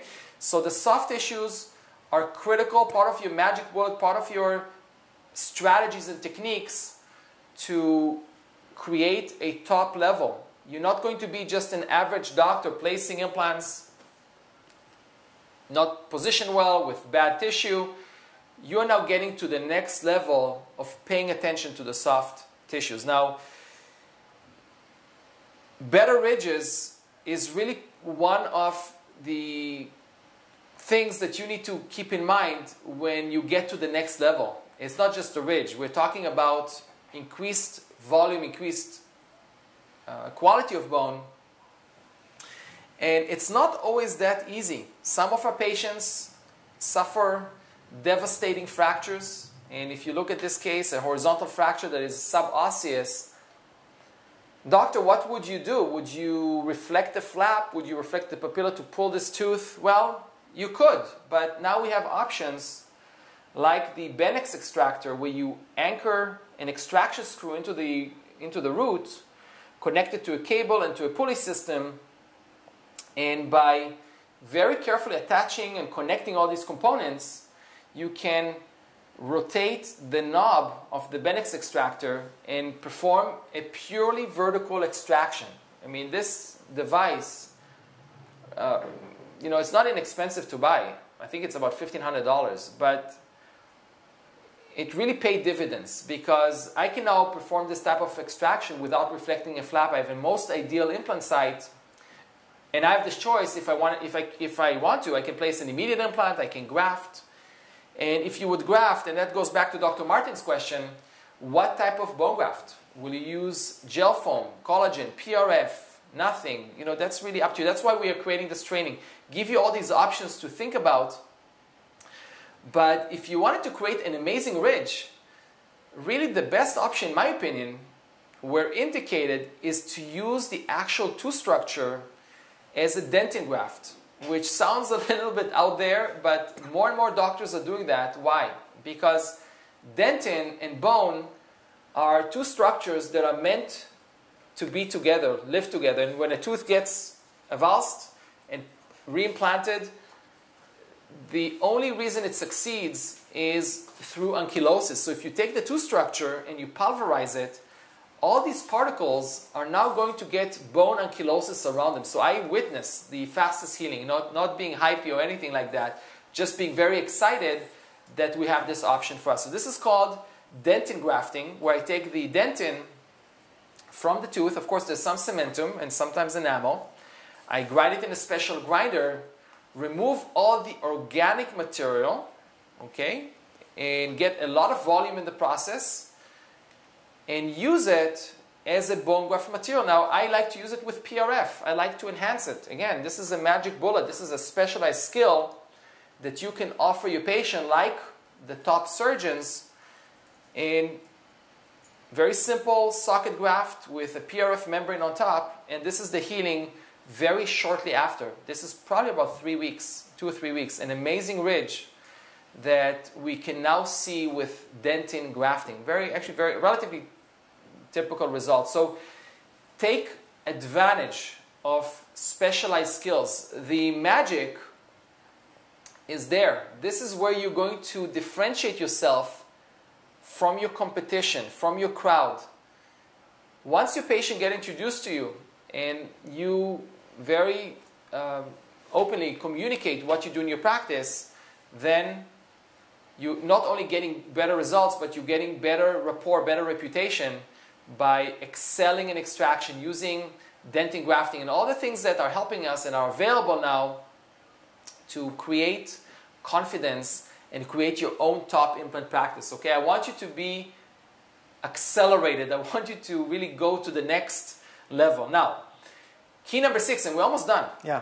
Key number 6, better ridges are not enough. We need to have top ridges. And really the number one technique right now, like Dr. Della Carpini said, is the socket shielding technique. We are shielding the socket from resorption. It's called also PET, the partial extraction therapy. We are leaving the buccal root or the shell of the root, removing the palatal aspect, placing an implant in the right restorative position, grafting the gap. In this case, I grafted with BIOS. Okay, this is a good material for that. It stays there for a very long time. And the type of healing that we're seeing really cannot compare to anything that we've seen so far. Now, don't be fooled. Okay, buyers beware. When you're watching a case on Facebook or in a presentation, the presenter is making it look easy. Maybe I'm showing this to you as an easy case. It's not easy at all, especially not at the beginning, because a lot of these teeth, if you don't have a scan, you don't know how they're positioned in the arch. So you may end up perforating, you may end up leaving a great part of the root in there. But as we say, practice makes perfect. And my goal here is to expose you to some options so you can now take advantage of that. Okay, so this is a very young patient with a hopeless tooth, non-restorable tooth. A socket shield is really the ultimate way. Now, don't think dogma. I know you're seeing those big masters doing the socket shield and placing an immediate implant. And that's a great technique. And I do this too. But not for every case. And if you're just starting out, why don't you start just with a socket shield? Why put so much pressure on yourself? Do the socket shield, create the mesiodistal cut with a long burr. You need to use long burrs, guys. Remove the palatal fragment. Take your time. Reshape the shield itself. Reshape it at the bone level. Try not to damage the soft tissue, which is one of the problems that we're seeing. And don't place an implant.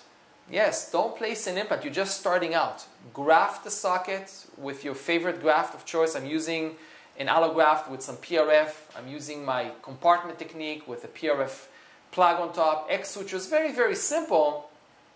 Letting it heal for a couple of weeks.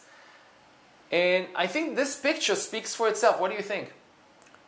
This picture speaks for itself. It's amazing how much recovered bone and soft tissue is there. It just never goes anywhere.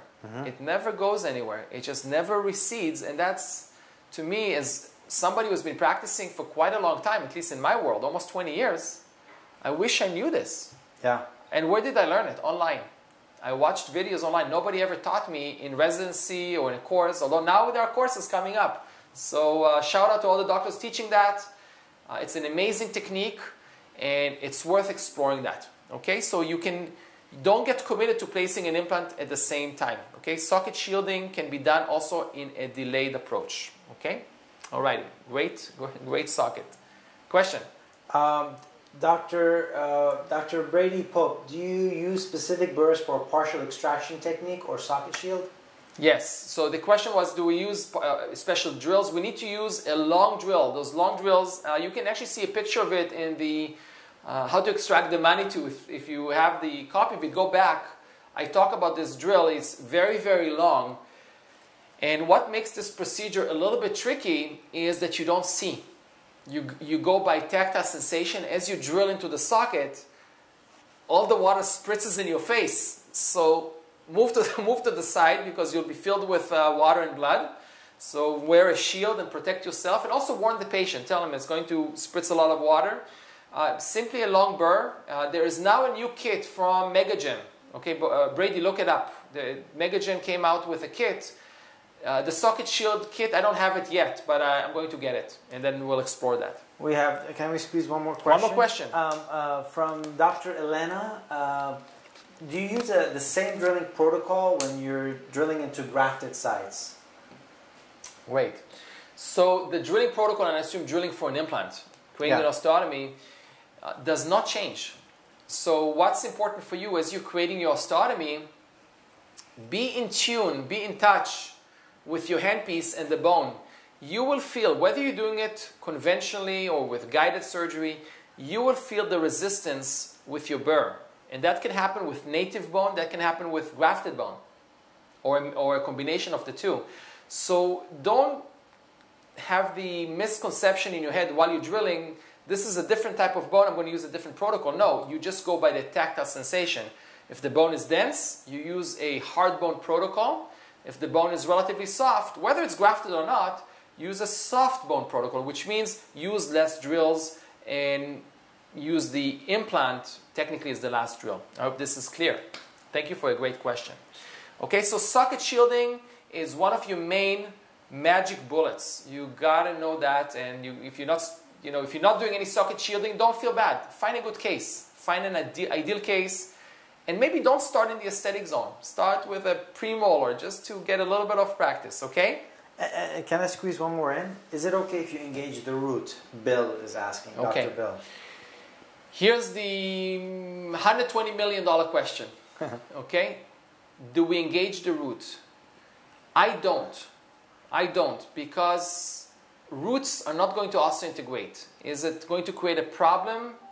According to some histological studies and all the things that I'm seeing out there in lectures and mostly online, because there's no research, it doesn't create a big problem, but I would avoid that.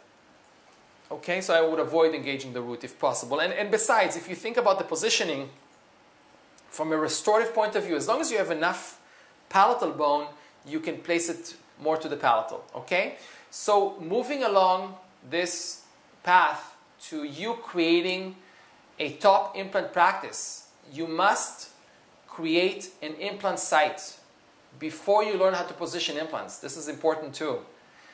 You must create a good implant site with bone and soft tissue. You need to learn how to place these implants, not just in the middle. You need to understand restorative considerations and screw retainment, and when do we do what, and how do we place the implant in relation to the adjacent contact points, and all the things we talked about. And you can do very well by just knowing these two basic skills.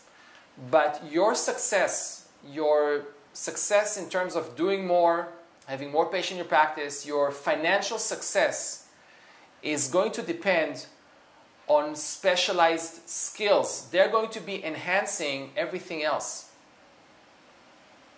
Your value, your personal value level is, and your success in life and in your practice and anything that you do is dependent on one thing, on the value that you provide. And the value that you provide as a dentist depends mostly on your skills, on your specialized skills. And that's why I'm drilling this literally, no pun intended, into your head, because I want you to have these skills so you can build your own practice that is successful, that also gives you enjoyment. Last but not least, let's talk a little bit about money. Okay, let's talk about how much to charge.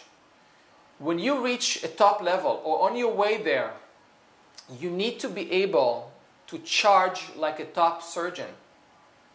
People value what they pay for. If it's expensive, it's good. It's not always the case. You buy a purse or a bag or even a car, and the expensive car, in our perception, is better. So patients will gladly pay more for your services as long as you convey a message that you're providing something better and higher quality, and with quality comes a higher cost. So I wanted to give you a formula that is going to help you determine your implant fee structure. Okay, so I designed it in a way that this type of formula, and again, nothing is set in stone. Okay, obviously there's variability, but I set it up in a way that this is going to be applicable to anywhere you're at in the world. So I would like you to start, if you don't know how much you charge for an implant or the whole case, I would like you to start with how much you charge for a crown. So this is basically our process: the extraction, bone graft, implant placement, and implant crown. If you charge X amount of dollars for an implant crown, the amount, roughly, más o menos, okay, more or less, that you need to charge for an implant surgery is about 1.5 times 1.5x. So if you charged $2,000 for a crown, you need to charge $3,000 for the implant. Why? Because I figured out that with the surgical cost is relatively low, but patients know that surgery is more expensive. They'll pay for that. That's not the only reason to charge more, but you need to factor into account that some of your cases will fail, and sometimes you'll need to redo things. So the 1.5 times 1.5 works quite well. The extraction and bone graft, about the same amount as the crown, roughly speaking. So we're looking at 3.5 times the amount of you charging for the crown for the whole case. Okay, so if we take an example that this is, let's say, $1,000 for a crown, you're going to be charging for the whole case $3,500. I hope my math is correct.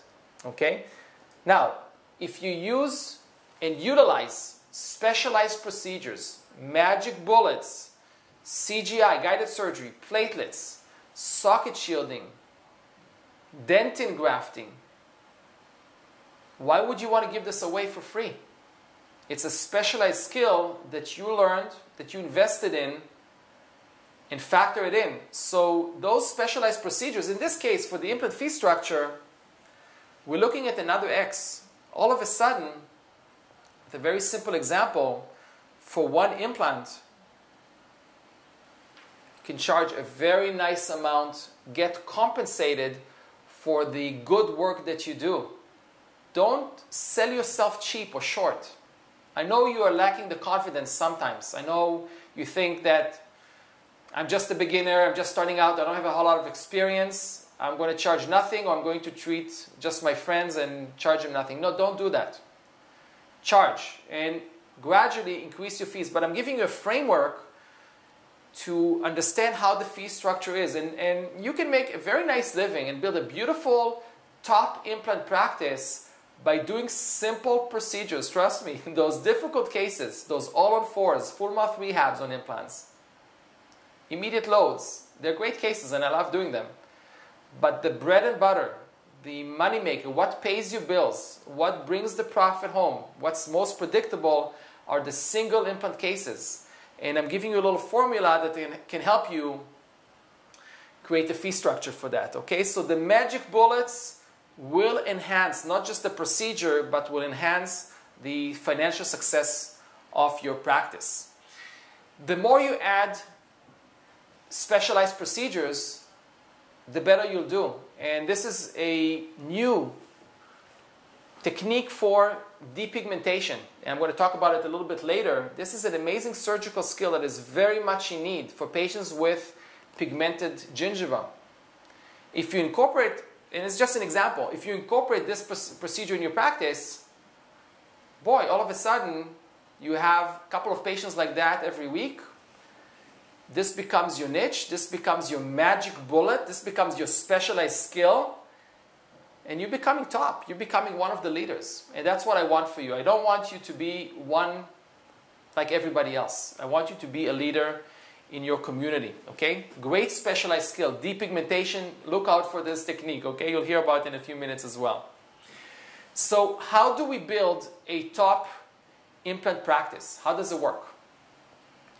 You need to have clarity. You need to have a clear vision so you can see everything in your mind before it happens. And you understand the rationale, you understand the logic behind it, the biology.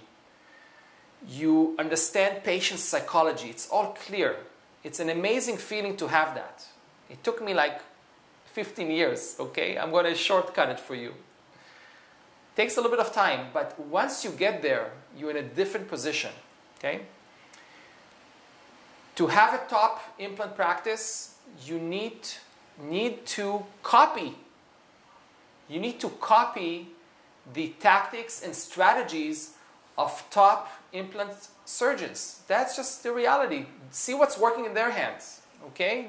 Copy them, steal from them, okay? Picasso once said, you know, good artists copy, amazing artists steal, okay?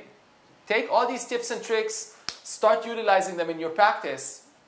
You're going to replicate these results. You don't have to be alone in this. You need support, you need mentorship, you need a feedback system that is not judgmental. So when you do something, right or wrong, that needs improvement, you need a GPS. Okay, the GPS will always bring us to the right position, hopefully if it's working, because even if you take the wrong turn, it'll bring us back to our route. This is mentorship, this is coaching, this is support that is very important, and the purpose of support is also to give you confidence to perform. Confidence is a very important trait that you must master as a individual, as a person. But as a surgeon, as a doctor, our patients are looking for confident doctors. Now, it can be fake. You can't be like faking it and you're like a little mouse inside, okay? Although sometimes we feel it. But you need to develop true confidence, and that comes from clarity, following proven tactics and strategies, and following mentorship and getting the support. So this is the exact reason why I created the Implant Accelerated course at the Surgical Master Academy here in Beverly Hills. And this is a live hands-on training that is nothing like anything that you've seen in the past. It's totally different. It's completely new, with new methodologies, with no dogma and hype, that involves true coaching and mentorship. And this course is meant to teach you how to create great implant sites, top implant sites. It's meant to teach you the tactics and strategies that the top surgeons in the world, in our industry, are using so you can perfectly position your implants. And it's also meant to teach you those very important specialized skills that the top in the world are using, which are making the whole difference. So if you want to learn the best practices and the best strategies of what is working today, not 20 years ago, what's working today, what's relevant today in today's market, the game has changed. If you want to build knowledge, you want to build your confidence, you want to build your muscle of confidence, okay? And if you want to build a top implant practice, under my personal supervision, my personal coaching and mentorship, all in one place, not going to a sinus lift course and going to a socket shield course and a PRF course and a pinhole course, all in one place under one roof. This course is designed specifically for you. And the Surgical Master Academy Implant Accelerator course is one of the things that will move the needle for you and make a big difference. So here's how we're going to do it, how it's going to work. Okay, I wanted to share with you a little bit about this course. The Implant Accelerator course is 3 days, 3 live hands-on days here in Beverly Hills, live with me, all in limited attendance. Only 24 doctors will join this course. We have only room for 4 because that ensures that we're going to be very, very with close mentorship and helping every dentist reach the maximum potential. Okay? Now, this course is in one point in time, and I'm going to share with you the date for it very, very shortly. But it's not a type of course where you sign up for the course, you pay your registration, you show up, you eat a bagel and drink some coffee, and then you go home, and it was a nice course, and it was a fun getaway. This is totally different. Once you sign up, there is pre-course activity. We're going to touch base with you. The Surgical Master team is going to touch base with you and learn from you personally, what are your specific challenges? What are the things that you struggle with? What are the things that you want to learn and excel in? Now, this course is for anybody. This course is for a beginner. It could be for an advanced surgeon. Because this course, the Surgical Master Academy Implant Accelerator course, is going to be custom made, which is a unique feature that was not around. And I don't know why. I don't know why we came up with this years ago, okay? So we're going to work very hard on gathering information from you, so comes the time of the course, we can talk about these things, we can incorporate them in the teaching, and we can make sure that we answer these questions, okay? Now, once the course is done, and this is really true for every course, once you're done with any course, good luck to you. Okay, you're done. This course continues through a mentorship and coaching program for 1 year. 1 full year after the course, I'm going to personally follow up your progress. I'm going to be the one, in a way, holding your hand and helping you advance to the next level, holding you accountable. You're going to get a bunch of emails from me. You're going to have interactions with me every month. You'll be able to submit cases, and we already set it up in a dedicated, designated platform where you can, every month, once a month, for 12 months after the course, you'll submit the case and you get my feedback. I don't want you to finish this course and be confused or get lost. I don't want you to lose the clarity. We want to create clarity and give you all the tactics and strategies so you can accelerate, okay? The Implant Accelerator program. So we are going to do this every month, okay, to get you to the next level. Okay.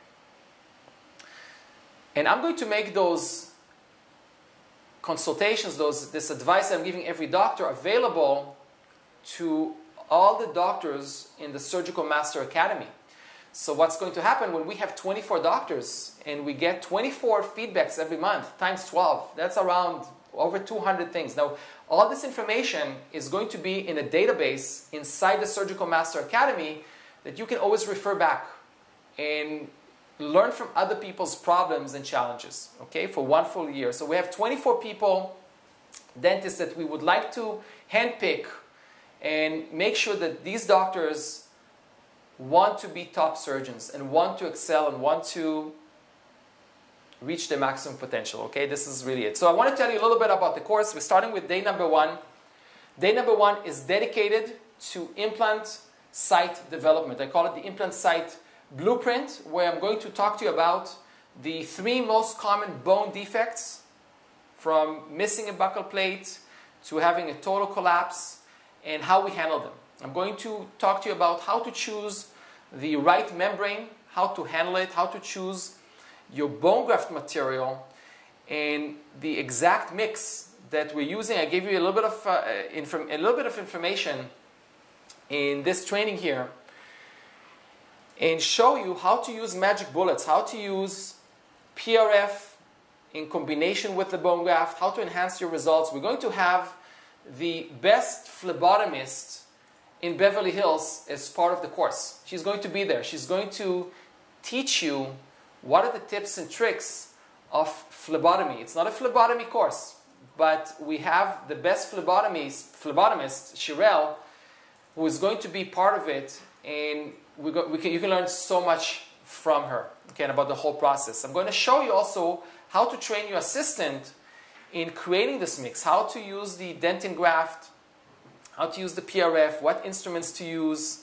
how to produce these materials and combine them for augmentations. Okay, it's all in the implant site blueprint. We're also going to talk about soft tissues and how to improve tissue quality and how to graft the site. And in the first day, we're getting right into that. We are going to do a hands-on grafting exercise on harvesting palatal tissue.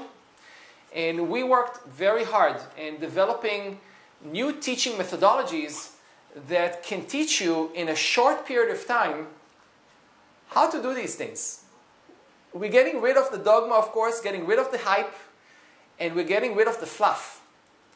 All the small talk and all the noise behind, we're going to get right to it. So if we're talking about implant site blueprint, we're going to talk about the bone, how to create the great ridges, the top ridges, but not forgetting about the soft tissue. And I want you to know this procedure. And after you've done a couple of those exercises, you'll be able to do that. Okay, we need to teach you how to create soft tissue augmentation and demystify the contour graft. What's the story with the contour graft? What materials do you use? Does it stay? Does it go? Does it always work? What's the trick here? And why are we actually doing that? Do we charge for that? Okay, these are really important things. We're going to talk about that. And last but not least, in this day, I'm going to talk about how to deal with failed bone grafts, and how to deal with dry sockets, how to handle the patient, how to retreat the site, how to handle the patient and the complication, not just from a clinical point of view, but how to talk to the patient. And a lot of you already joined Complication 911. I did this on purpose because I want you to be good at managing complications. That's a great part of the course. I'm very strong on complication management. I want this to be helpful to you. And to finish off the day with a little bit of fun, we're going to do a suturing exercise on the Z-pad technique. We're going to have a lot of fun. And once the session is over, you can go home or to your hotel. That's okay. But we are continuing because the way I designed this course is to have continuous interaction with me and with my team, with Dr. Ryman as well. So you're constantly learning. Time is valuable. I don't want you to come to the course, fall asleep, mess with your phone. I want you to go there, work hard. It's going to be intense. I'm going to be like an army sergeant, okay? But you need that. You need the discipline and you need to learn these things. So those 3 days are going to give you so much when you go to your practice, okay? So I'm going to utilize every opportunity. So if you want, you can get up in the morning with me and work out at 6 o'clock in the morning in the gym where we have the academy. We have a gym at the bottom. You're welcome to join. It's included in the course. But we're definitely going to use the meals, our breakfast, lunch, and dinner to talk and to teach. And I'm going to, in the morning, do a surgical master huddle. I'm going to talk to you about my philosophy. I'm going to talk to you about what we're going to learn in this day and how to maximize your benefit. And I'll tell you, do 1, 2, 3 so you don't waste time on the other stuff. Okay? Time is valuable. We're going to review your cases during lunch, and the first night I'm going to give you a presentation over dinner, okay, in a pretty nice restaurant, on my failures and what I did with them. Okay? This course is going to be heavy on complication management. You must know that. A lot of courses give you the hype and all the good stuff. The bad stuff they mention for 10 minutes at the end, then you go home, you forget about that. But it happens in your practice. We're not going to make this happen here. Okay? So this is day number 1, the implant site blueprint. Day number 2 is implant surgery tactics. How to strategize an implant case, how many implants, what positioning, what are the mechanical considerations, what are the anatomical considerations, how to assess a ridge for implants, any ridge, in 4 steps. Okay, I'm known for simplifying, not oversimplifying, for simplifying and breaking down procedures into the molecular elements, the small elements without confusion, and breaking it down into steps that make sense. Why? Because this is how I think. I think very simple. Okay, I think with sometimes my primitive brain. 1, 2, 3. These are the steps we need to go through. Now we need to know some alternatives as well. Okay, everything is included in this strategy day. I'm going to simplify and really take the fear out of guided surgery. A lot of doctors are like, it's not for me. I don't like computers. Okay, well, we're going to have computers available. We're going to do a hands-on CGI. We're going to plan cases on the computer without overwhelm, losing the fear, starting from the small steps, 1 step at a time, and talk to you about strategies. It's all about the strategies. It's all about systems. If you are getting into a surgery and I've seen doctors do that, whatever, flap, stick an implant, it doesn't work. It may work 1 time, twice, but then you run into a major complication. If you don't have a clarity, if you don't have a strategy, how many implants, what position, what this procedure is going to look like, even in your head, I'm going to show you how I prepare for implants nowadays. I'm going to show you my protocols. If you want to be a top implant surgeon, you need to have systems, because all the top surgeons have systems. So copy that, okay? Focus on safety as well. Okay, we're going to talk about not just strategy of implants, the strategy of the soft tissue, magic bullets, what flap designs, when to go flap, flaplets, what to do, what not to do, even more important. And not just talk in theory, but how to implement all these concepts, those strategies, those bone grafting concepts, soft tissue concepts. How do you make it now practical in your practice? How do you take this information, like, okay, now you have to teach your assistant, okay? And I'm going to show you something that is going to help you in this process, okay? We're also including a live surgery. You're going to see myself and or Dr. Ryman performing a live surgery. We're going to do it in a fancy broadcasting way.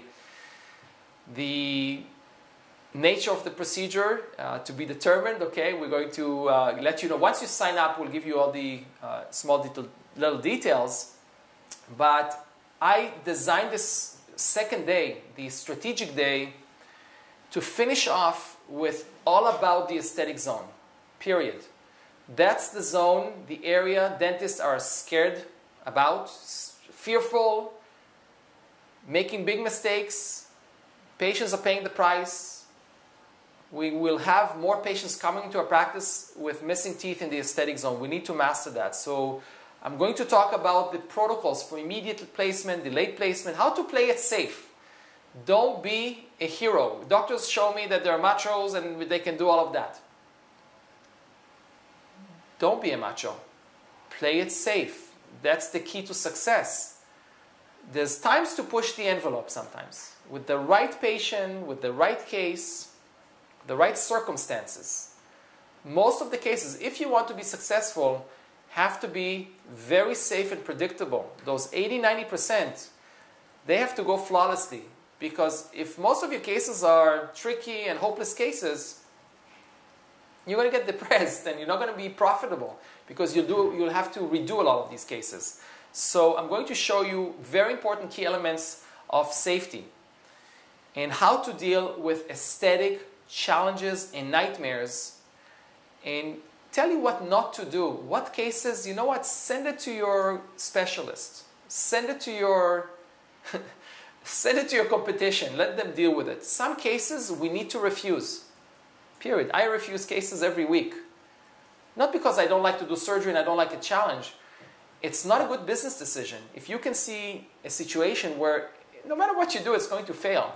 Not a good patient. Patient is just have everything against, circumstances are against us. Refer, okay? I'm going to teach you how to do all these things and build up your practice, okay? We're going to have our breakout sessions. My office hours are literally 6 o'clock in the morning. I'm here, not here, in the facility on Wilshire and Doheny in Beverly Hills Dental Lab. We have a beautiful teaching facility there. My office hours for you during this course are 6 a.m. to 9 p.m. How many hours is that? 12, 15 hours. Times 3. So that's 45 hours. I'm yours. With all the other 24. Because time is valuable. So if you come jog with me, which I love doing, I don't mind talking. Okay, if you're in good shape, you know, we can talk during. Pick my brain. During breakfast, lunch, and dinner, during our breaks, talk to me, ask me questions. Your time is valuable. Your time is important. Time is the most valuable thing in the world. Time is running out, guys. I'm an old man. I'm like 46 years old. I lived half of my life. You're only getting low in how much time you're going to live. Might as well make an impact now. Accelerate. I don't have 20 years to get all that. We have doctors that are part of the surgical master community. They are in their 60s, 70s, 50s, been practicing for 20, 30 years. They don't have 20 years to master one technique. They want to know it now. This course is designed for that. Okay, shorten your learning curve. Day 2 is over. Day 3, I'm going to be sad. I'm going to be sad the third day because, actually not, we're keeping in touch. It keeps going, but I'll be sad to see you leave. So day 3 is all about magic bullets. It's all about specialized procedures. I already showed you in this broadcast, and I hope this was valuable to you. Okay, so even if you don't join the course, I hope this training is important and that you utilize these concepts in your practice, anywhere you practice in the world, and I appreciate you for taking the time to be here on this broadcast and for committing yourself to be great. That's number one. That's what helped me. I did not have confidence. But the day I committed that I'm going to be all that in my field, that's what helped me. That's what helped me. That's what pushed me along, okay? Commitment. So third day is about specialized skills. I'm going to teach you how to tunnel, how to create a tunnel and insert a graft around teeth. Why do we need to know that? Because when you know how to handle tissues for teeth and you know how to suture them, you can do the same around implants. I'm not saying implants are teeth, period. Okay? I don't want you to have this concept in your head that teeth are implants, not at all. But the surgical skills of creating a tunnel, of suturing, of being cautious and placing grafts in different spaces is a learned skill. And I want to teach you anything that I can so you can do the same. I'm going to demystify the pedicle flap, the sliding flap from the palate. You've seen this online. Seems like a big mystery. I just spoke to a dentist that you know, and he says, listen, I want to try this procedure. I want to try the sliding flap on this case. And I said, listen, I'm going to teach you. No problem. Do me a favor. Don't do it on this case. Why? Because it's not going to work on this case. This is a different type of problem. You need actually to do something else. Okay? But I want to teach you that. And I love doing that. So we're going to have a hands-on on how to create a pedicle flap, how to harvest a connective tissue graft. Okay? We'll learn how to do that. Okay? And beyond clinical teaching, I'm very big on mindset, on psychology. Not just the patient's psychology, manage the patient, your own psychology. How to reach a level that you can be the best you, that you can reach a level that you didn't think. That's all in our head. The worst enemy is you and me. Our fears, our doubts, the things that we are afraid of and we think we're not good enough and we don't want to do them, and you know what, we're not going to go anywhere. So mindset is really everything. And I'm not talking about being like, again, a macho or somebody who is very arrogant, but I want you to come from a place of true confidence, and confidence can be built. If you have the clarity, if you know the tactics, the strategies, if you learn things not in a boring way, in a way where we're all excited together to be great at this. So I can tell you right now, if you're watching this, you are already great. You already made a commitment to spend the time and learn. You could do other things. You could play with your kids. You could be sleeping. You could go to a restaurant and go get drunk. But you're sitting here and you're learning important concepts. And you're watching this presentation, you're watching me talking about the mindset of a high performer. That's very, very important, because if you don't have the mindset, it's going to be hard. Now, I learned so much about high performance, about the mind, the psychology, the winner's mind. And that's not because I'm all that, not at all. I just learned that. And I want to instill it in you. I want to give you some good reading material. I want to give you some good books and good resources that have nothing to do with dentistry. The success has nothing to do with skills. It's all in the head and the mindset. Enough said, right? I'm going like for hours. It's important. It's very important. It's important stuff. It's important stuff. Now, it's not just clinical. It's not just clinical. Specialized skills. You're going to learn the new depigmentation procedure that is the least invasive in my experience as a gum specialist, and this can be one of your specialized skills. You're going to learn this technique. You have to, fortunately, join the course to learn that. That's not going to be available anywhere. Dr. Rashad Ryman, a general dentist, invented this procedure. First one who came up with this, to my knowledge, in the world. It's not been practiced anywhere. And together with him, together with the surgical master team, we developed this technique to a level where we can teach you this technique in a couple hours. So you have another tool, another specialized skill, another magic bullet to bring back home and help patients with gingival pigmentation, we also worked a lot with Dr. Delia Tuttle, who is going to be at the course. She's going to be part of the course. She worked with us on this depigmentation process. We are working it up together. She's going to be there. Okay, the Queen Diva, the follow the pink lady. A very talented general dentist woman. She's amazing. She's an inspiration to a lot of doctors that are now following the pink and following Delia and learning the gumdrop technique. So she's going to be at the course and she's going to give a presentation on the gumdrop technique. It's not a gumdrop course, but she will be there. You can pick her brain. You can learn about the gumdrop technique. And we are honored to have her as part of this training. Dr. Delia Tuttle is going to be there. Okay. Last day, towards the end of the day, we are going to put everything together. I'm going to focus heavily on complications. I'm going to talk about the bad stuff and how to manage, how not to get overwhelmed. Again, mindset. What goes through your mind when the bad stuff happens? And I'm going to talk to you about the timeout protocol and all the different forms and things that I'm sharing with you for my practice. If it happens, you may be able to come to my practice. We'll spend some time there.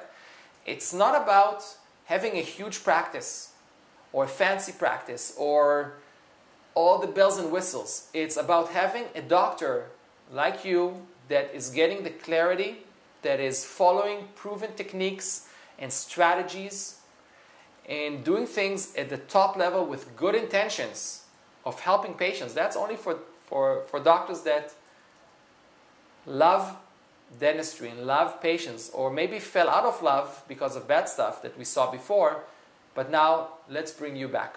Okay, so the last session is going to be rapid fire. That's going to be like, I don't know, bullets and grenades in the room, because we're going to talk about all the bad stuff, and I want to hear from you and the bad stuff that is happening and how we resolve it. Okay, so this is the breakdown. Day 1, implant site development, implant surgery tactics, and the last day it's all about the surgical skills.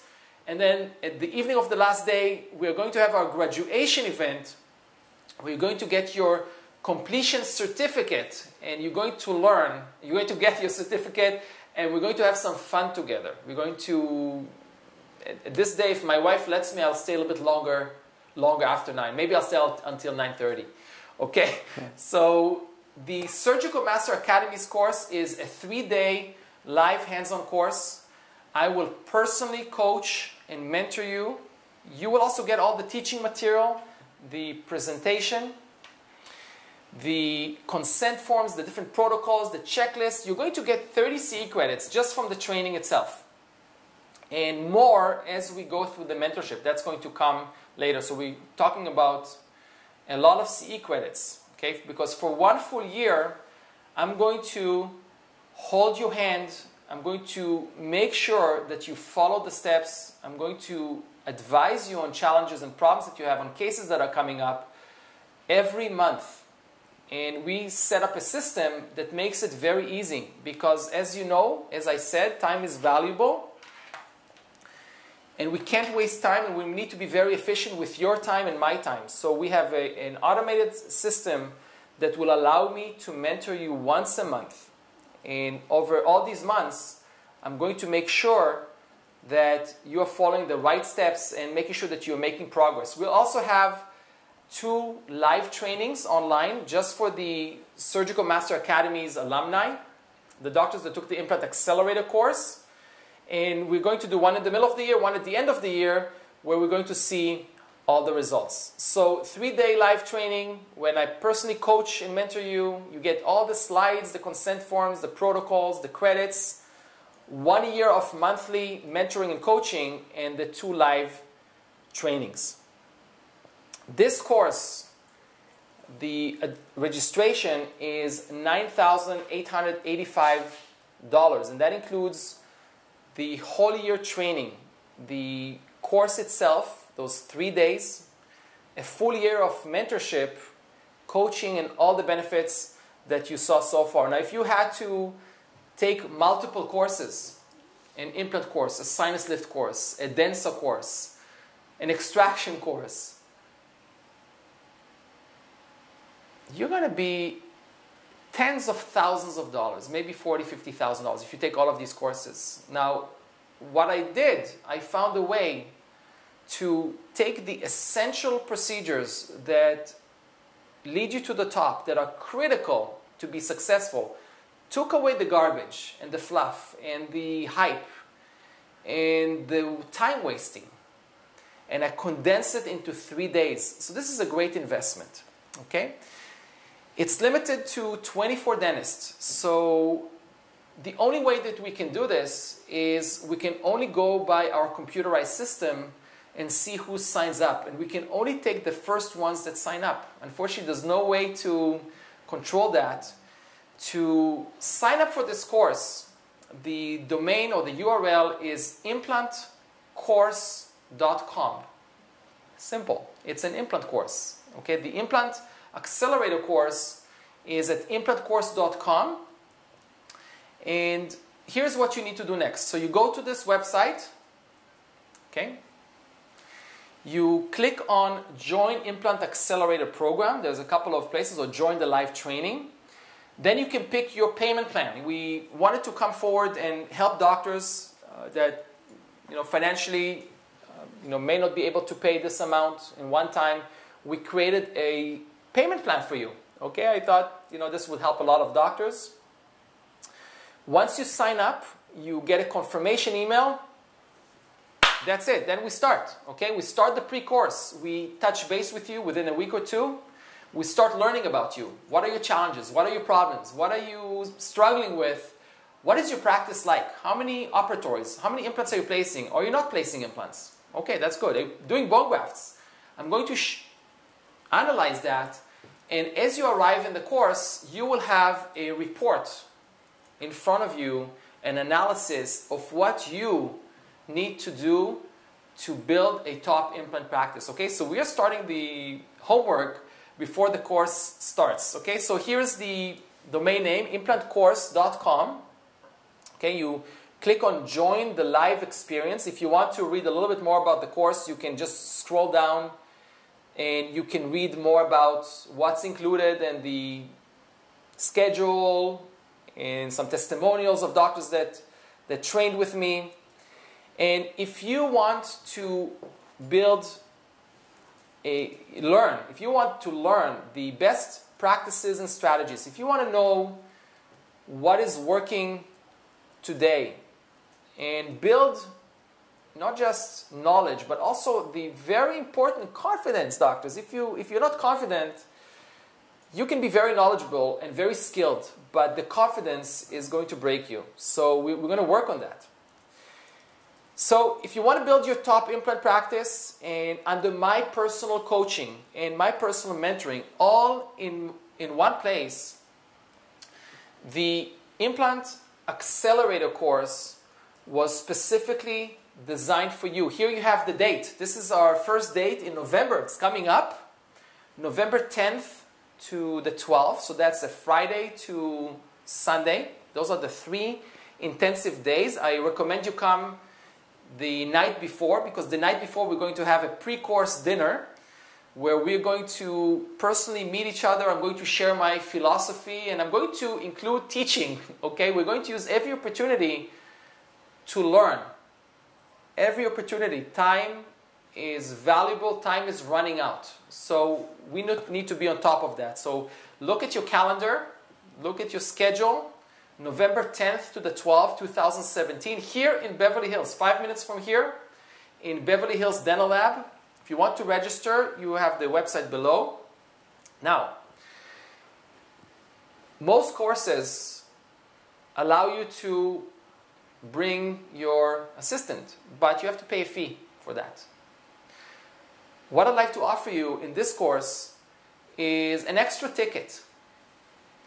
It's very important for you to come and bring this information back to your office. So bring your assistant, bring your office manager, bring your treatment coordinator, bring your spouse.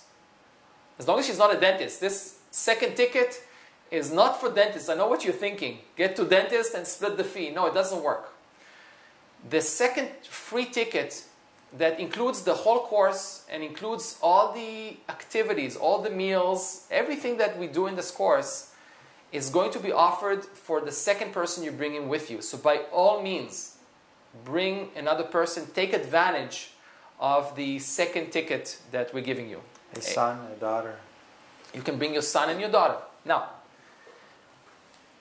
as you know by now, all the products, all the courses, everything that I do, I stand behind. And you've seen and you attended some of my courses already. And you know that I always give a money-back guarantee. Try it out. You liked it? Great. You didn't like it? It didn't work for you? Let me know. You get a full refund. And some people, and I used to call it myself, satisfaction guaranteed. Now, I thought about it. I don't want you to be satisfied. I want you to be blown away. Satisfied is very mediocre. It's not enough. I want you to have a great benefit, a top benefit from this course. I want you to get all this clarity, all this knowledge and acceleration from where you are right now all the way to a top level. So satisfaction is not enough. So this is my guarantee. Take the training. Take the full 3 days. Get all the knowledge and the skills. Become clear. Change your mindset to a winner mindset, to a top surgeon mindset. Get all the skills. Get mentored and coached by me. Be part of the Surgical Master Academy. Network. It's an opportunity not just to network with me and Dr. Ryman, but also to meet really the top people. The top people that are like-minded, that are like us. You will not meet people that are arrogant, not very nice, cocky. They will not show up. They're going to be people like us that care about dentistry, that are not judgmental, that want to help each other and want to work as a team. And you're going to be part of the Surgical Master Academy. Now, having said that, and we're talking about guarantee here, if you, for whatever reason, didn't like the course, if you're not blown away, like this is like the most amazing course you've ever been to, I'm going to refund your money back at the end of the course. Just approach me or one of the staff members, say, hey, it didn't work for me. You get your money refunded immediately. This is a very generous guarantee. It's a crazy guarantee. Come and take the live hands-on course and you get the full money back if it didn't work out for you. Now, don't take advantage of that. But if you didn't like it, honestly, you get your money back. I'm going to take it one step further. Not only do I refund your money, I'm going to pay your plane ticket. I'm going to pay for your flight. Because I'm that confident that you are going to benefit from this course. Otherwise, I would not offer that. That's a crazy guarantee. And it's unheard of in any industry. Take the course, get the skills, be part of us, be part of the Surgical Master Academy, learn, excel. It didn't work out for you, your money back immediately. Plus, I pay you for your flight. The ticket, wherever you're coming from. If you drove here from somewhere, I'll pay for your hotel. If you walked here, I guess you're not getting anything back. But this is a very generous guarantee because I stand behind my course. Now, to make it interesting, if you sign up in the next 48 hours, ideally sign up today because our spaces are limited. But to make it lucrative is the first bonus. I'm going to offer you the full Implant Gold Rush Master's course, which is a value of $2,997. Once you sign up, this course is yours. Start training in implant. And actually, I want you to do that immediately because this course prepares you for the live hands-on course. I'm not going to talk about concepts or cases that are in this program. This is a 6 weeks online program on implant surgery where every week we're exploring a different topic. So it's 6 weeks online. You can take it anywhere in the world. It's a global course. It's all stream technology. You can watch these videos. You can attend the course on your computer, your laptop, your phone, your smartphone, as long as you have an internet connection, and learn at your pace. I designed this course for the doctors that are busy, like you and me. We don't have time. Family, practice, running, broadcasts. Who has time to learn? Hey, you got like an hour, half an hour, patient canceled on you, watch a video, take the course. For every skill level, if you're a beginner, you're intermediate, advanced, there's something there for everybody, especially the connection. So it's on our platform. Take it anywhere. There are 53 videos currently and growing, and every week we're learning something else. Okay, here's the content of this course, starting with upper incisors, all the clinical situations in dentistry that I want you to know, and I want you to go through this training before you come to Beverly Hills. That would give you such an advantage, because first of all, you'll be already familiar with my teaching methodology, with my protocols, with my approach towards things. That will help you, and that's why I'm offering it as part of this program. So week number 1, I'm going to talk about the aesthetic zone and delayed approach and how to develop an emergence profile. Week number 2, I'm going to talk about immediate placement, all the considerations, the bone grafts, the timing, the loading, the impressions. Week number 3, we are getting into the maxilla. We're talking about sinus lifting, premolars, the osteotome technique, talk more about how to use these techniques to augment the site, and then get into blowout sites, missing buccal plate, lower molar catastrophes, which is a very common situation, because everything that is taught in this online course is something that you see every day in your practice. Okay? Week number 5, again going back to the maxilla, talking about sinus lifting, dentin grafting, molar replacement, and week number 6 is putting it all together. And I'm going to show you a case plus surgical videos that were shot in my practice. So I'm going to welcome you to my practice, where you see all the videos that were shot during the procedure, and you see my practice set up, you see the position of the assistants, you see where the anesthesiologist is sitting if you're using one, where you're positioned, how the whole team is working together. That's so important. I can teach you all the skills, but if you don't know how to put it together, how are you going to put it to work in your practice? So I want you to bring your assistant to our live training. I want you to bring one of your staff members to the implant accelerator. And again, they're getting a free ticket. You don't have to pay another almost $9,000. Okay? So see how this works. All right. So how to take the x-rays during, what's on the surgical tray, what's the strategy of the procedure, how to increase safety. And this is going to be an extremely valuable experience. Now, as part of this course, you'll also be joining our surgical mastermind on Facebook. This is our secret group on Facebook, limited to only doctors that took training with us, meaning any courses in the past. Of course, this course, they will be part of the surgical mastermind, small group. Interesting cases are coming up. It's your safe haven. You have a challenge, you have a complication, boom, put it on the Facebook. It's so easy to post. Immediately get feedback. I live with my phone. Okay, it's all the time with me. I respond. People know that. You get response from the other surgical masters. So you'll be part of it. You're going to learn from it. You have a community. And no fear. There's not going to be any patients looking at that. You're going to learn quite a bit. Okay? So I'm giving you, as part of the Implant Online Gold Rush, I'm giving you all the transcripts and everything that is included. This is almost $3,000 worth of value that you're getting if you sign up for the Implant Accelerator. Bonus number 2, if you sign up, you'll get the General Dentist Guide to reading and analyzing CT scans.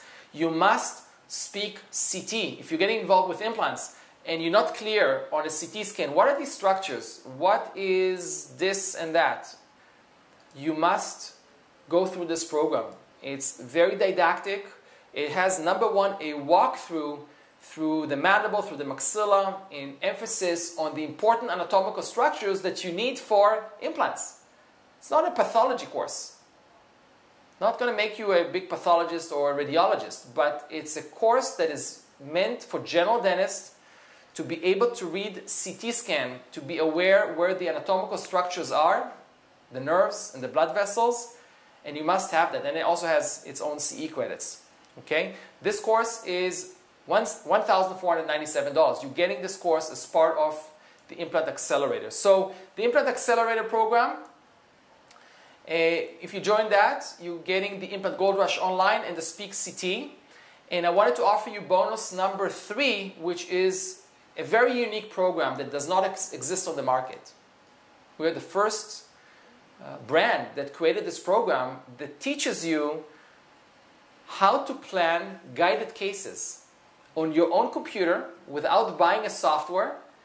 What I do, I send you all the data sets. So you're getting 6 CDs with all the data sets and instructional videos on how to plan them and how to utilize them. And then I show you how the case turned out. This course is $2,500, and it's hosted on an online platform, but you're physically getting these data sets that include DICOM data and instructional videos on how to take this and make it actionable so you can now learn guided surgery. It's going to help you a great deal also in preparation for our course. Dr. Carl Wirtz is one of our graduate surgical master. He's in his probably 60s. I don't want to offend him, but he's in his 60s.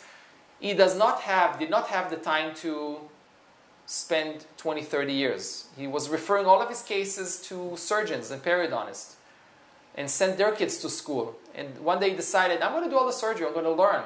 I'm going to work hard and learn all these techniques and do what the top surgeons are doing. I'm going to do this in my practice. He's placing implants at a top level, full mouth cases, immediate load. Why?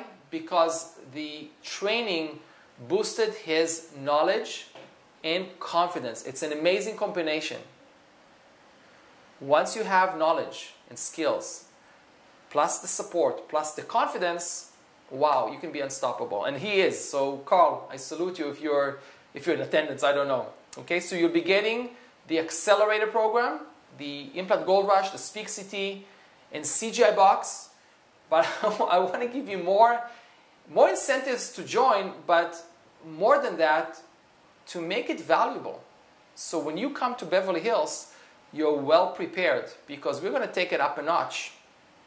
And we'll have time to interact. So I want you to have a lot of this information, and I'm including a complete implant strategy training, which is an audio program, 6 CDs, 6 hours of training that you can listen to anywhere you're at, in the car, in the gym, at home. It's valued at $997. We all learn differently. Some of us are more visual, some of us are audio-visual, some of us learn with our hands.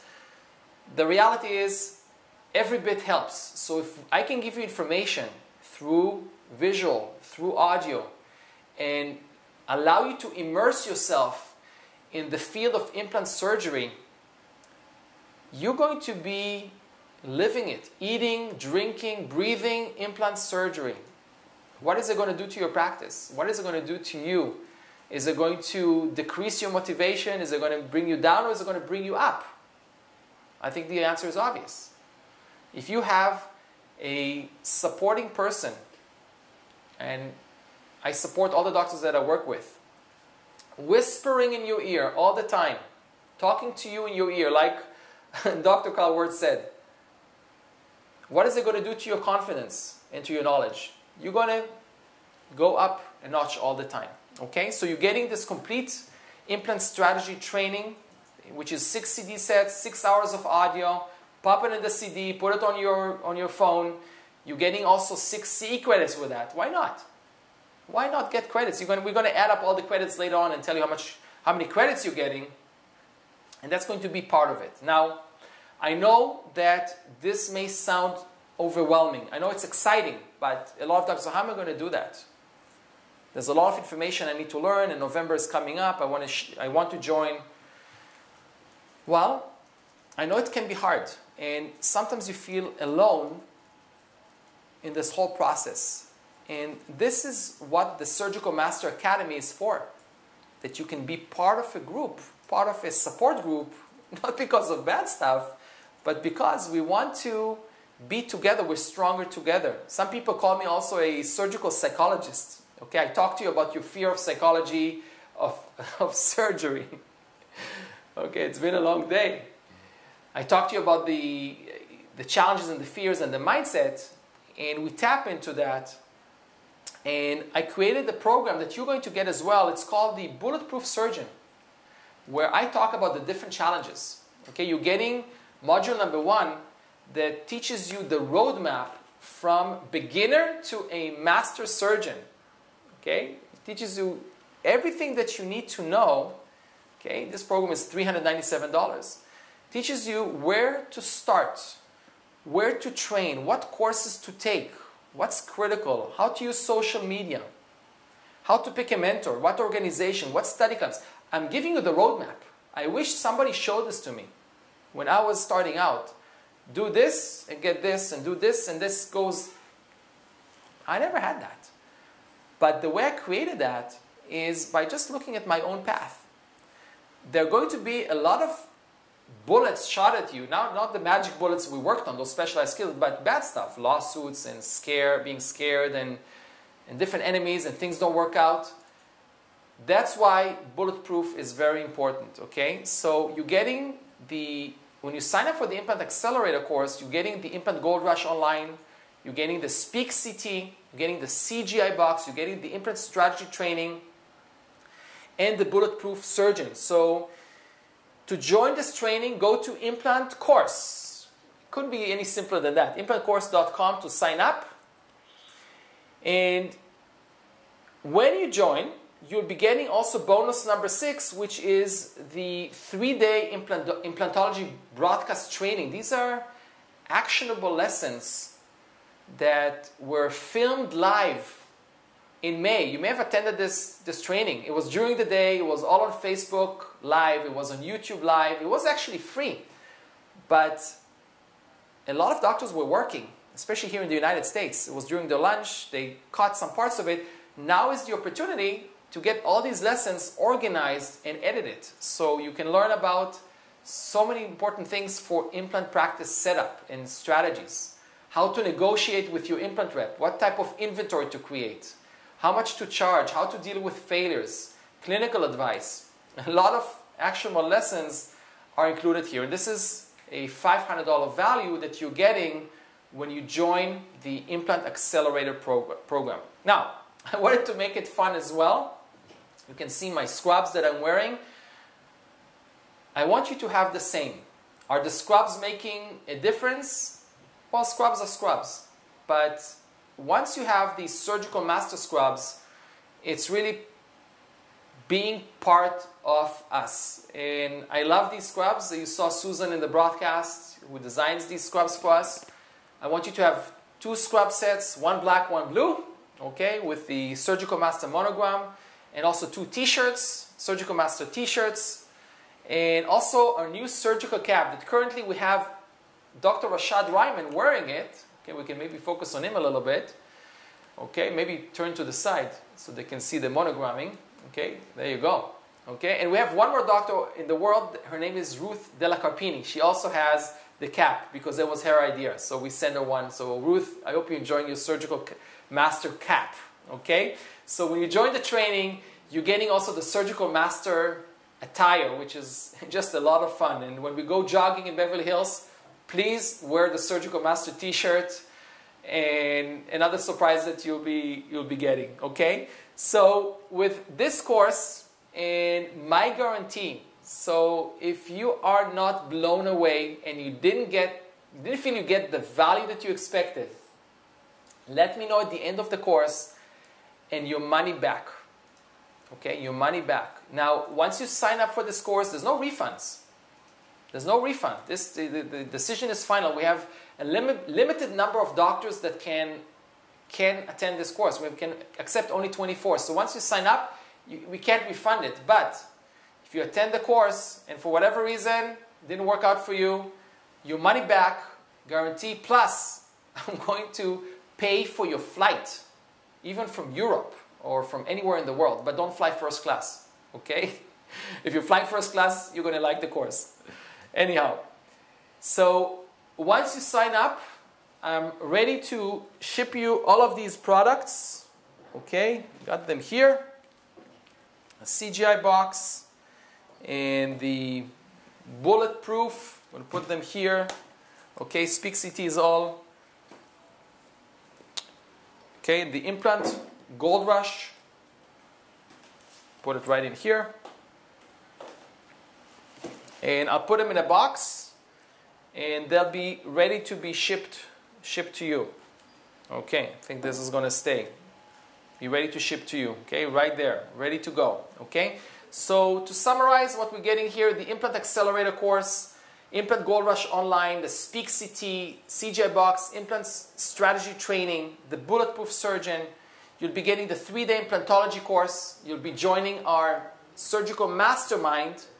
You're getting all the attire, and that adds up to $18,885. Now, this is the sum total. Now, I will make an investment in you of $10,000. I'd like to make this affordable to more doctors. Although the value is there, and you know if you take multiple courses like that, those numbers add up to the tens of thousands.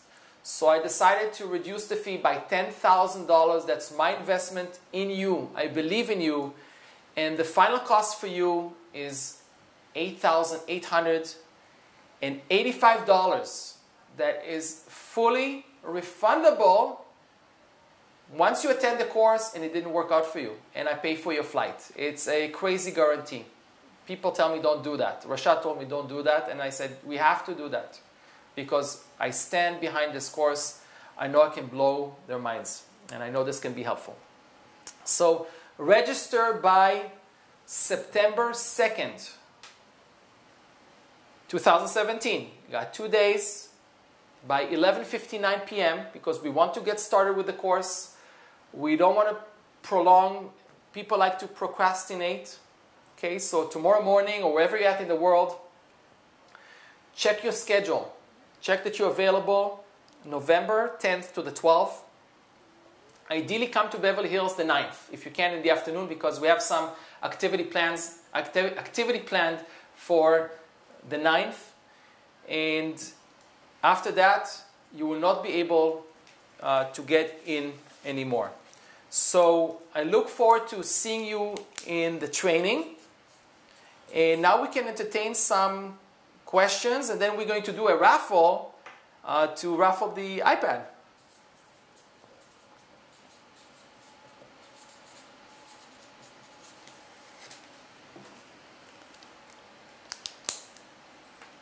Awesome.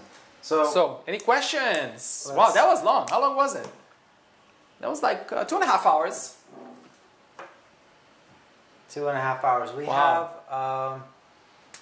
have. Let me see. Let's do Michael. To Michael, yeah. Okay. Let me just give this to Michael. Thank you. Yeah. Wow.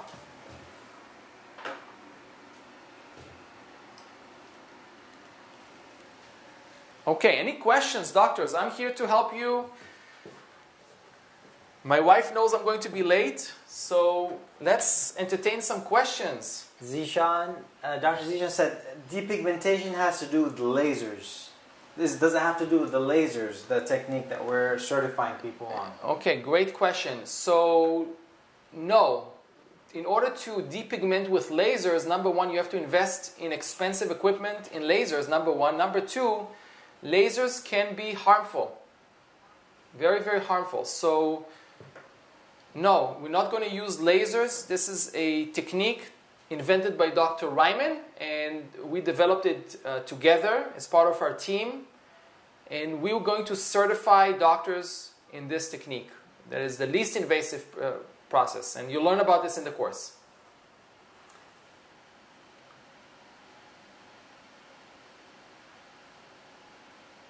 Okay, any more questions? We've got questions. Okay, Good. Maybe we should do the raffle. Let's do the raffle. Let's do the raffle. Yeah. Okay, guys. So we get Mike. We can go back on camera. Maybe pass the chair towards me. Okay. All right. So this raffle. I'm looking at the Mevo, right? This raffle has all the doctors that submitted questions. And thank you so much. We couldn't incorporate all the questions in this broadcast. Okay, otherwise we would be until noon, but until midnight. But all the questions were amazing. Thank you so much. We're definitely going to use some of them, and we may do this now if you want after the raffle. But we're going to raffle two things. Number one, the Apple Watch. Number two, the iPad. So I'm going to start with the smaller prize. I'm going to. Okay, I'm not looking. Okay, let's see. Open it for me. How does it open? Let me help you. Like that. Okay, I'm taking one out. Okay, we're kind of together, huh? Yeah, just one away. Okay, one. Dr. Evsevius. I can't read it. I can help you. What does it say? Dr. Evsevios Grivas from Greece. Oh, from Greece. Si.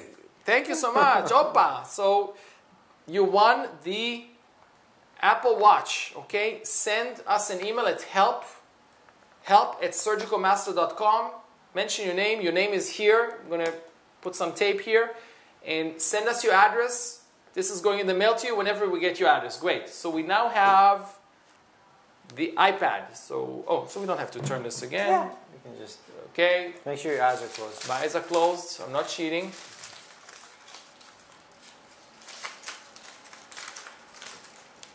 Okay, great. We have Dr.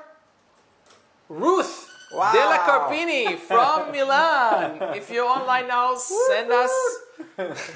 Wow, I can't believe it. Okay, a surgical master. Send us your address. We have your address. This is going in the mail tomorrow. Ruth, congrats.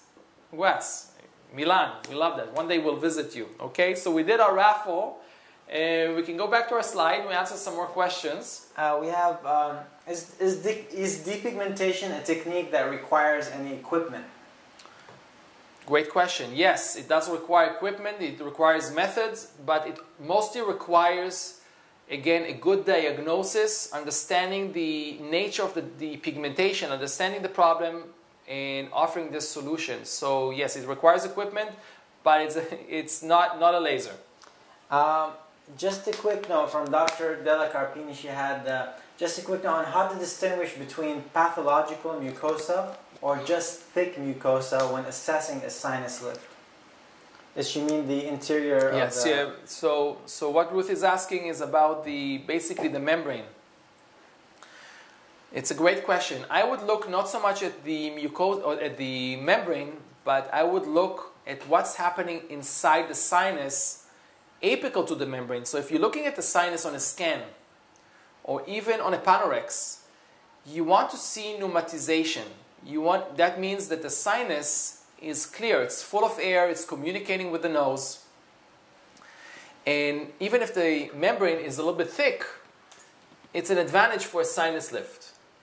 Okay? Mm-hmm. So just be aware of that. So, but if you're seeing the sinus not being clear, completely obliterated, you may be dealing with a pathological situation. But if you have any doubt, send the patient to an ENT or consult an ENT and get some more information. We got Dr. Mauritius from Brazil. Ziv, autogenous block or GBR for ridge augmentation? Okay, so blocks are almost obsolete, to be honest, in the private practice setting, unless you're involved with heavy-duty ridge augmentations and oral surgery and dealing with almost like hopeless situations and very deficient ridges, then you may start utilizing the blocks. But in the modern surgical practice, we rarely use them. My last block was, 10 years ago. So we don't use them. So definitely GBR, which of course has its limitations. So we need to have a few tricks under our belt. From Dr. Elena, she's saying, is vaping contraindicating as smoking for dental implants? Vaping. Oh wow, I don't know enough about that. Vaping smoke. It's pretty new, vaping. Vaping, right? Oh right, it's e-cigarettes. E-cigarettes. We don't know yet, but I would tell the patient, because it does have nicotine, the nicotine is damaging, so better to stop before. But we don't have enough data right now to say if this is damaging. Okay. Let's see. We had a lot of great questions. We gotta let's see.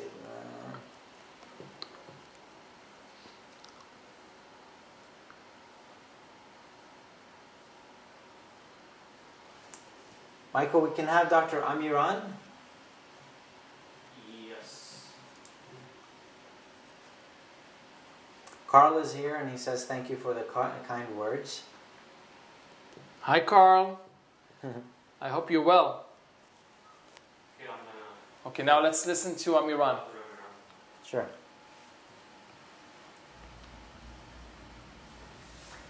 Hi, C. This is Dr. Alfonso from New York. I'm a prosthodontics. My name is Carlos Alfonso. And I would like to know a couple of questions. When is the best time to do a soft tissue graft? I already placed an implant, endosus implant, on position number 9, almost 6 months ago. Patient is being restored with a provisional, 2-splinter provisional of number 10 is holding number 9 as a cantilever. So at this point, I'm ready to do a second stage surgery. So I would like to know when is the best time to do a connective tissue graft, either by placing a healing abutment or to make my screw retained provisional crown. So, and do a connective tissue graft at the same time. So please advise which one is the best way, either with a healing abutment or by placing my screw retained individual provisional crown. Thank you.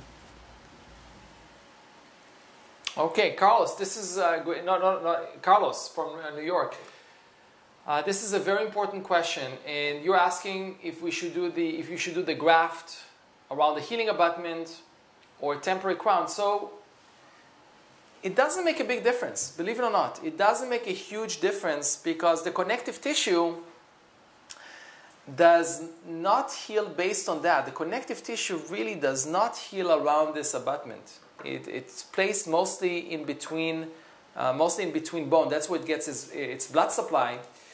The advantage of a temporary crown is that it's contoured like a tooth, right? You'll have an emergence profile, hopefully like a tooth, which will allow the tissue to adapt a little bit better and heal. You'll be able to train the tissue a little bit better. So if you're planning a connective tissue, I would say do it at the uncovering while you place a temporary abutment. Now, generally speaking, connective tissue grafting is not 100% predictable around implants. You may even want to consider at the time of implant placement, instead of a connective tissue, why don't you place an allograft material just to create more of a better soft tissue contour and not putting the patient through a connective tissue. But you're going to learn connective tissue harvesting in our course. I hope you can show up. Okay, any more questions?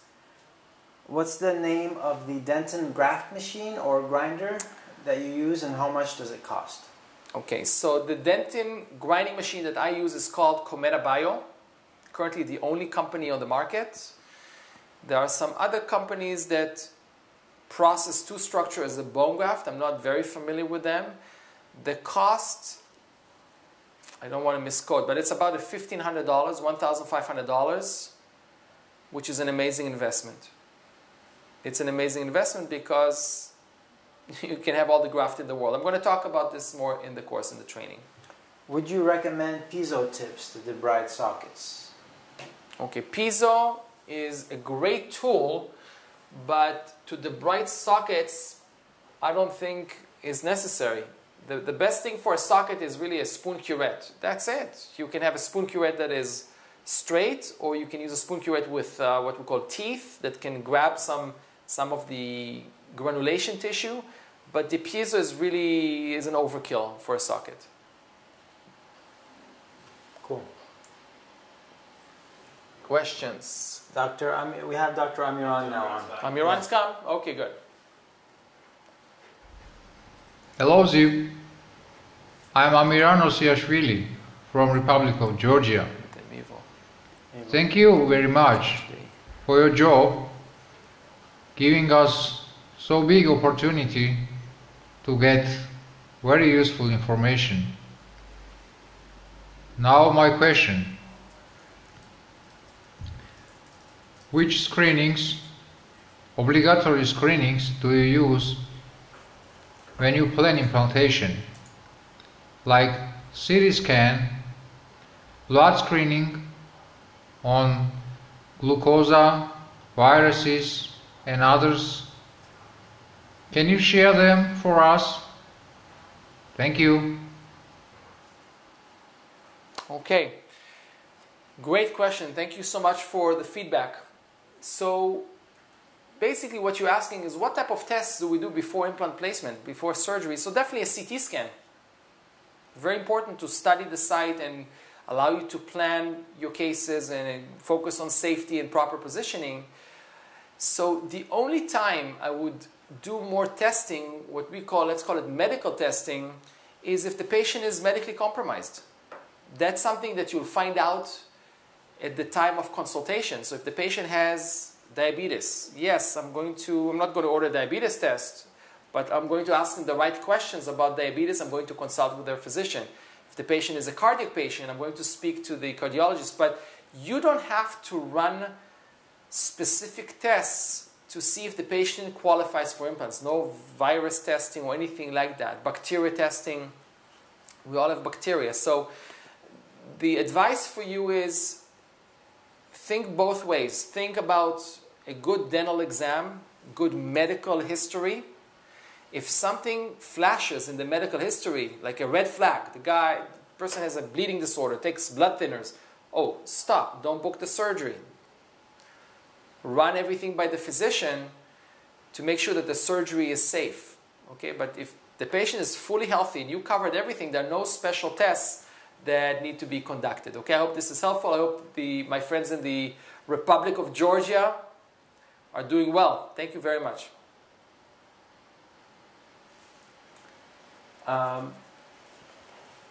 Burnishing, Dr. Adish Nanan from Trinidad has asked a question concerning the indirect burnishing of bone by the root during an extraction leading to a dry socket. Any knowledge on that? Yes. So I'm not sure what it means burnishing of the root, but I assume if you have a difficult extraction and you need to grind the tooth out, sometimes it creates overheating, and that potentially can lead to a dry socket. But I don't see this as a big problem, unless he's referring to a socket shield, and that would be a different problem. But dry sockets are going to happen, doctor, from Trinidad. Dry sockets are going to happen, even if you did everything right. I'm going to give you a very simple advice. The key about dry socket management is not about the special paste you put in there or what you irrigate. The management, the success, is how you manage the patient with analgesics, with pain control. That's what you need to be really good at. You need to know what pain medications to prescribe, what intervals, so your patient can be comfortable, because dry sockets can be extremely painful. And I have patients with dry sockets at least once a month. It happens. It's a statistical phenomenon. So if it happens, I'm going to show you, and definitely in part of the course we're going to talk about complications, the exact medication regimen and how to take that. There's a science behind that. Okay, thank you for a great question. Cool. Okay, any more questions? Doctors, I'm going to be going over all these questions in detail as part of our Implant Accelerator program. So questions like that you're hearing me answer, and I can get to any depth that you want. You know, at some point we have to close this broadcast, but I can go to any depth that you want. And that's the advantage of online education. We can be in touch, we can learn from one another. I can give you clinical advice that you can use, and that's really why the Implant Accelerator program is going to work great for you, because you will be in constant contact with me for 1 year. Okay? There's nowhere to hide. Even when I go on vacation, I check my email and I check my platforms and I can respond. So when you take the program, and as you saw, you will learn so many things about implant site development and strategic placement of implants and magic bullets, and I know you'll be blown away. So once you go home, I want you to take this information and put it to good use. That's why we created the mentorship and the coaching, and you'll be able to ask these types of questions on every day. When the cases come along, shoot the question, get the answer. And I can really attest to Ziv's commitment to teaching and helping. You know, when I first graduated, I graduated as a general dentist. So I went out to a marketplace where you get paid in Los Angeles $500 a day. And you work in practices like Western Dental and corporate offices. And the level of skills I had, where I'm doing crowns and fillings, simple, you know, it was very difficult for me to grow and get to that next level. Once I started doing surgery, once I started learning implantology, it changed the whole game for me. It just the fulfillment from me doing surgery with my patients, my income level went up, and it was really a game-changing thing for my entire career, because dentistry is difficult, and if we're doing cases, if we're doing treatments that they don't generate proper income for us, we're not working on people who are appreciative, it's going to be really draining on us. Make a new one. And learning surgery has really made me love dentistry again. It's tough. It's tough, but it's possible, and it's possible even for new grads. So www.implantcourse.com. If had I known the information that was in that course when I first graduated, it would have been really made a big difference for me in my life, my career, my ability to help my family, all of that.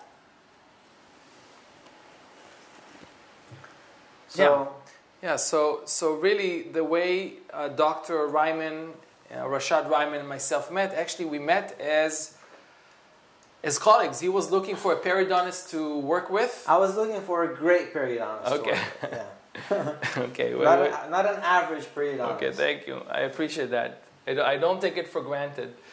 And that's how we met. And then I saw his passion to do surgery. He saw my passion of teaching. And we started Surgical Master about 3 years ago. And that now you see the results. This broadcast has been going on now for about 3.5 hours. Let's see, 3 hours. Let's see what other questions we have. Then we're going to go on camera for some time. I'm going to ask you a couple more questions. Any questions about the course? What is your protocol? Where? What is your protocol for patients using bisphosphonates? Pre-surgery, exams, install or not install? Okay, that's a great question. So when we're talking about bisphosphonates, it was a big scare about 15 years ago. If you remember, when it just came about, somebody who took bisphosphonates, Fosamax, and these types of medications, we didn't do implants because you would think everybody would get necrosis of the jaw. Then came about the CTX test. Speaking of tests, the CTX was supposed to show you the risk factor, and the reality is it didn't make a big difference. So what we do with Fosamax patients, we still treat them surgically, but in the most minimally invasive way. So no elective procedures, no heroics, no bone surgery that is not 100% necessary, minimize surgical intervention. And if they need a surgical procedure like an extraction, because they may need an extraction and they're taking antibiotics, then then you need to be able to treat them. We now prescribe a systemic antibiotic about a week before. And for those rare cases, they simply need to be managed for ONJ. And luckily, it happens once every couple of years. So it's very annoying when it happens. I can talk a little bit about the management. Did you have patients with Fosamax? Luckily, no. Not yet, meaning with a problem. Yeah, luckily none with a problem. Okay, okay. I've seen in 15 years 5 cases. Some were tiny, some were bigger. Now at UCLA there's a great center that I refer the patient to for management, and what they do is they see the patient every month or every week. They tell them to put some Peridex or chlorhexidine and come back next week. Nothing much you can do. There's nothing you can do. And it doesn't hurt, interestingly enough. And it doesn't get that infected. Although technically it is infected bone. It's necrotic bone, and then this bone sloughs away. So it's interesting. I had a case on a younger person who was getting necrotic sloughing off, like osteonecrosis on the lingual inside of the third molar, on the lower. I'm not sure what that was from. Okay, so this is a different story. This is common. This is common. So when you do an extraction of a wisdom tooth, lower wisdom tooth, or even do periosurgery, implant, surgical procedure on the lower, second and third molar, the lingual tissue is very thin and the bone is very thick. Sometimes you have those tori. They get traumatized. The bone gets traumatized, and then the bone sequesters. It gets pushed out. It dies, sequesters out. It hurts like hell, and then those parts come out and the gums close up. That's it. It's trauma. It's not ONJ, although technically it looks the same. Dr. Ruth Della Carpini said she's had good management by prescribing metronidazole and cortisone at the same time. That's a great point. The question is, Ruth, and thank you for this comment, and congrats on your iPad. Okay, yes. you won the iPad. This is yours. Send us again your practice address. We'll send it to you ASAP. Okay, with a love letter. So you see, with these patients, once they have ONJ, necrosis of the jaw, you can't put them on antibiotics for the rest of their lives. It's just not possible, not realistic. So basically, we don't know. Once it happens, it happens. Once it stops, it stops. We just don't have too much knowledge about that. That's the reality. It was really freeing for me to see that even like a specialist can get a complication. Initially, I was really scared when I first started in this journey. Oh my God, you're a general dentist, you can't do surgery. If you get a complication, you're in big trouble.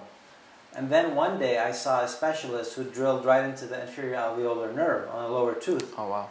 I'm like, well, you know, so as I got more experienced, I realized it's not about specialist or not, because even specialists go to different schools. They get trained differently. So it's about how cautious you are. Yeah. And the education you get. Absolutely. Listen, specialists are not free of errors. Specialists are not holy. We make mistakes. We make probably or made more mistakes than you, for sure. We do more. We probably have more complications than the general dentist. So we have the experience. If you're a specialist that practices at a high level, a specialist at their top of their game is a source of, he or she is a source of knowledge, because they've been in the trenches, they've done it all.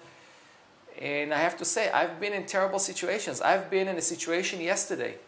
Can I share? I'm not going to share the patient's name, but a high-profile patient that came in with huge tori. Should I show the case? Sure. Yeah, let me show the case. You can keep the camera going. Actually, don't share my computer as yet, okay? Just when I tell you, because the patient name is there, okay? Mike, you with me? Yes, I am. Okay, don't share my computer until I tell you, because... You got it. Okay. Patient privacy. Patient privacy, we don't want that. Let me just do the following. Okay. And a healthy environment to practice in is so valuable. Okay, you can share my screen now. Okay, my computer screen. Yes. Okay, we're going to wait. So this patient basically had external root resorption on the lower molar. On the distal, you don't see it here, but we have a scan and all. And this tooth needed to be removed. Now, this patient had megatori. The biggest tori you'll ever see. that big. And I know this is going to be difficult. I know the roots are going to break. And indeed, the roots broke. You can see the mesial root broken in there. So it's a nightmare to remove. And in the process, I broke a couple of burrs. Wow. You see, dense bone. But I was able to remove it because I used a long drill and I was able to take it out. And then what do you do after you take the root out? What's the next step? Saline irrigation? Saline irrigation. But what would you do? You would take an x-ray. Yeah. Make sure. Maybe something else. So we took an x-ray and my assistant says, Dr. Simon, it's even worse now. Share my screen again. Share my screen. Great. Oh my God. I broke a burr in there. Speaking of specialists with complications, just happened 2 days ago. So what do you think? What is it, Rashad? I broke the burr. What to do next? Go after it? Go after it. You're not going to leave it there. Okay, I went after it. Saline irrigation, cotton pliers, look for it. More saline irrigation, curette. Can't take it out. Piezo maybe? No piezo. Nothing. I cannot find it. Oh my God. High profile patient. Where can it be? In the tissue maybe? Which tissue? Went through the buccal bone, under the tori. Oh. And in the tissue. So I had to reflect the flap.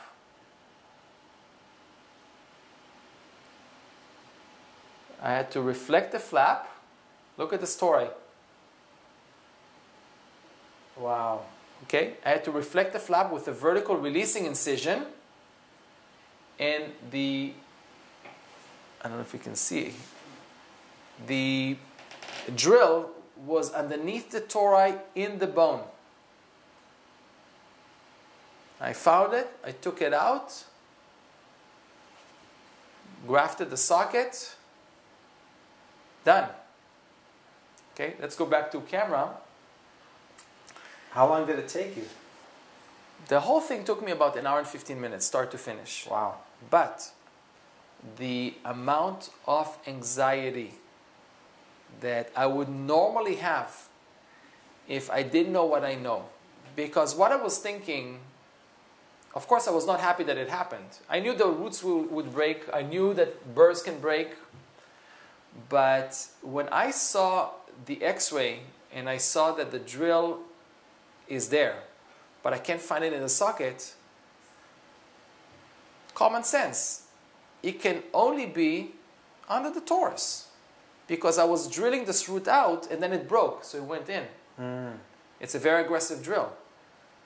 So I did not freak out. I was not happy about it. I was, concerned about the patient. I didn't want to damage the patient. I made a vertical releasing incision, reflected the full thickness flap very carefully, not to tear the tissue because around tori it's a little bit difficult. Found this, my assistant looked at me like, what are you doing? Like, no, we gotta get this guy out. Took it out, grafted, and everything's fine. So far. Well, congratulations. Thank you. It's always challenging. Surgery needs courage. Courage, you also can learn. Courage is not something that is one person's trait, the one person with courage. Courage is something that you learn. With knowledge. Confidence, courage. You can get courage by reading books. If you read biographies before bedtime of people who did great things and went through adversity and through bad stuff and saved the world, you learn courage. So that's one of the things I teach doctors. Read biographies before bedtime. Awesome. Before you fall asleep. We have a question from Dr. Couple last questions and then we wrap it we'll up. Call it a night. Call it a night. Dr. Brady Pope, does the accelerated course teach freehand implant placement or computer guided with surgical stents or both? Do you also address immediate placements? Yes, so the course itself addresses what I believe a top surgeon needs to know. So yes, there's focus on guided surgery. And once you know guided surgery, that does not mean that you lose your manual skills, because sometimes you cannot put a guide in a patient's mouth. You're replacing lower second molars, mouth opening is limited. You need to know how to freehand, but the key here with guided surgery is not to do it quick. That's what people think. Do it quick and do it flapless and do it immediately placed and loaded. The key here is to place the implant in the right position. So if I can teach you through the guided system, teaching you in CGI box and all the CGI training, guided surgery training, where this implant is supposed to go, well, if you're not ready for guided, you'll have the same knowledge for freehand or conventional guidance. And there was another question about immediate placement. Yes, I'm going to talk about immediate placement. That's very tricky, especially if you're a beginner, because you're drilling on an incline. That's very tricky to begin with. So yes, I'm going to show you some tips and tricks, but in reality, if you're just starting out, don't start immediate placement. Learn delayed placement, master it, move up. Okay, the roadmap from a beginner to a master surgeon is something that you need to learn. And in the program, I'm outlining exactly what you need to know. So Brady, first of all, congrats on being great and committing to high education. You took the implant gold rush already a couple of months ago as a student, and I congratulate you. So thank you for attending. Thank you for the question. Okay. All right. So I think any more questions? I think we can. Elena wants to know, did you tell the patient during or after at the end of the treatment? It's a great question. What's to tell the patient? What's to tell the patient? A burr broke. I handled the situation. There's no harm done. So I know what you're getting at, but you don't have to get into the details of the surgery, that there was a small piece of fragment that got dislodged or the part of the buccal plate is missing for some reason. You don't have to do that. There's no error or a harm that was done to the patient. If there would be something more critical or something that the patient needs to know about, I would definitely tell them. So I did not tell them anything. And the site was grafted, okay? But that's a great question, and I appreciate that. Ruth pulled an all-nighter. We made her pull an all-nighter. Okay. Was it worth it, Ruth? You got your iPad, got some knowledge. Hey, and we hope to see you at training. I know they have flights from Milan, not directly to LA, I think, but I think through New York or Canada. We look forward to meeting you in person in the course. So for all the doctors that attended this broadcast on how to build a top implant practice, not a so-so practice. That webinar we don't want to attend. A top implant practice, I gave you a roadmap of how you can do this with 3 steps. I didn't say simple steps. I said 3 steps. You need to build an implant site, hard and soft tissue. You need to be able to position your implants. You need to learn the skill. I can help you with that. And you need to have specialized skills, magic bullets. This is the secret for your success. If I had to sum it up, specialized skills, that's where your personal value level comes from. Because you're doing something unique that the other person is not doing. Why does a waiter make very little money? Because everybody can do that. Why does a brain surgeon make $1 million a year in the United States? It's not too many people can do that. Why does a brain surgeon not make 20 million? Because they can only work on one patient at a time. That's like us, like dentists. We can only work on one patient at a time. We don't have leverage.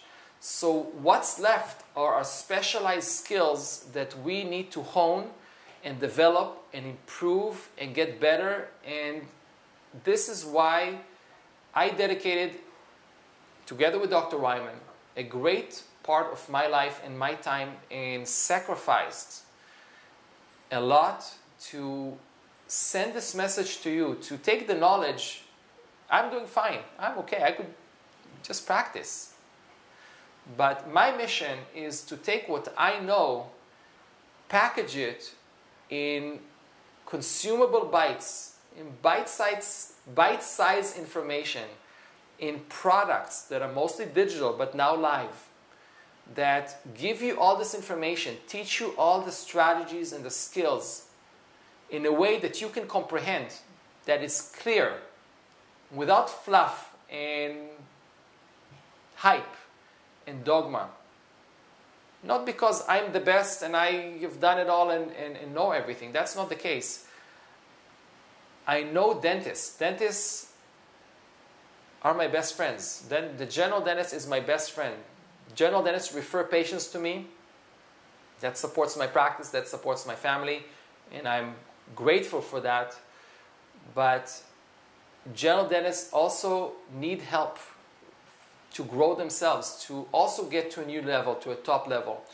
And the implant course, the implant accelerator course, as part of the Surgical Master Academy, has the potential to do all of that for you. So if you think that you can benefit from getting to new heights, a new level, a top level of surgery, you have an opportunity. There are 120 million partially edentulous patients and growing. They're coming to your practice. Join me. Simple to join. Go to implantcourse.com. Read some more information. Check your schedule tomorrow in your practice. See if you can make it. We'll send you some reminders. We'll redirect you to the page, to implantcourse.com, so you can learn about it and know about it. Feel free to ask any questions. Send me an email. Send help@surgicalmaster.com email if you have more questions about the course. It's limited in attendance, 24 doctors period. We can't accept any more. We'll close it once that is reached. We're going to close it, and they'll join the next course whenever that opens. And once we are closing registration, Saturday, September 2nd, at midnight, 11:59 to be exact. So, on that note, I wish everybody on this broadcast, thank you so much for your attention. I hope this was valuable to you and actionable. And even if you don't join, everybody has their own pace and does what they need to do. And I hope this was helpful to you. That's my mission in life. If you join the course, we already have some doctors joining.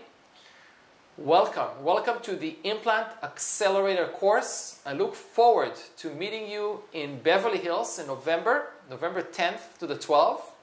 I look forward for us to develop a mentorship and coaching relationship. Okay? When the student is ready, the teacher appears, and you are ready. You're ready to learn and reach the next level. Thank you so much, Dr. Rashad Ryman. Thank you, sir. It was a pleasure to broadcast with you. I enjoyed it. It was fun. First time we do it. First broadcast. It was awesome. And let's give a shout out. Give a shout out to Michael. Yes, thank you, Michael. Thank you, Michael. You're welcome. And for being quick on his feet. Good. And I'm going to stay online a little bit and answer some questions on the chat, but we're going to close this broadcast. There will be some testimonials running. Thank you to all the doctors all over the world. This is Dr. Ziv Simon, creator of Surgical Master. It's a wrap. See you at the course. Hi Ziv, I just want to thank you for all the time and effort that you put into creating all your videos and PowerPoints and everything that you do for us general dentists. Every week I listen and I read to what you've produced, and every time I do that kind of work in my practice, it does help me immensely. And I always use your words of wisdom to make sure that I'm doing a good job. So thank you very much. Keep up the effort, because I know how much effort it does take for you. Thank you. I first met Ziv at a perio course in Sydney, Australia. He was a good teacher. He was good with questions, but what I really liked about Ziv was that he was very approachable and extremely humble. That's why years on, I've decided to do an online crown lengthening course with Ziv. I found the videos to be very helpful. They're very good at explaining the concepts. and the Facebook forum that Ziv has is a good area to be sharing the good cases and also the not so good. For me, beyond just learning those concepts, having Ziv to answer my questions, having the forum, it's helped give me the confidence to implement what I've learned, which is extremely important. So if you decide to take up on a course with Ziv, hope that you're going to get as much out of it as I did. Hey guys, I'm Dr. Chirag Patel. I practice dentistry here in Beverly Hills, California. So being fresh graduate out of school, you know, sometimes you run into cases where you need some periodontal treatment. It might not be comprehensive, but it might be a tooth or a few, where if you're doing, say, veneers, or if you're doing some crowns for the anterior zone, and there might be some more gingiva showing on a couple of teeth. So it's nice. After this course, it helped me at least be able to treat my patients better. I did some cases where Ziv was involved, you know, shared pictures with him before I started. So he kind of prep talked me, kind of gave me a guideline, planned it out for me. So when it was the day of the surgery, I felt so comfortable. I felt like I was already there. This is not the first time I'm doing it. So by implementing these simple techniques, you might see that you will get your confidence up to a point where you should be able to do this routinely, where you can see these patients, be able to generate more revenue for your office, and you know, just better for the patients as well. Going through a program, you know, it was a comprehensive program where I'm ready. You know, I should be able to do 6 to 11 aesthetic crown lengthening if I do get a case anytime soon. Really thanks Ziv. He taught a lot, and I'm sure that I'm still gonna be involved with him. Gonna learn a lot from him. So thank you so much for creating these videos, being able to reach out to us, you know, practicing doctors like me, and grow from here. So appreciate all your help. Hey guys, Cole Brenny here from PracticingDentist.com, and I love Ziv's program. Since I found him online, it's been my go-to source for surgical training, and it's what I recommend for young dentists, new dentists around the country. It's a great program to invest in if you want to dig deep and get your hands dirty and start doing some surgical dentistry. So check it out. Thanks. Hi, Carl Wirtz here, and look what I received from my friend Ziv Simon. Ziv is just passionate about teaching, and so he developed Surgical Master, and it's online tutorials. He's also doing courses now where he put together CDs of aesthetic crown lengthening. So when you're driving your car sitting in traffic, you can learn and hear from him. And I've had Ziv work with me by my chair and work on a patient together, and it's just like having Ziv talk to you while you're sitting in traffic. He also extended this one into online with videos, so that's even more helpful. So I took both courses from these and completed it, and in the mail I got this nice certificate framed, and thank you very much, Ziv. Really appreciate that. I'm going to hang it on the wall with my other diplomas.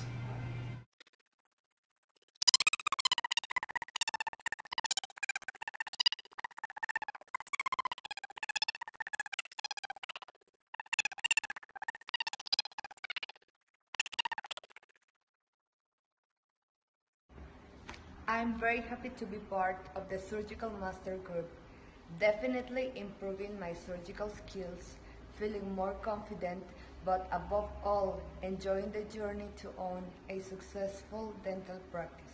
Thank you, Master Ziv. Hi, my name is Beverly Jaswal.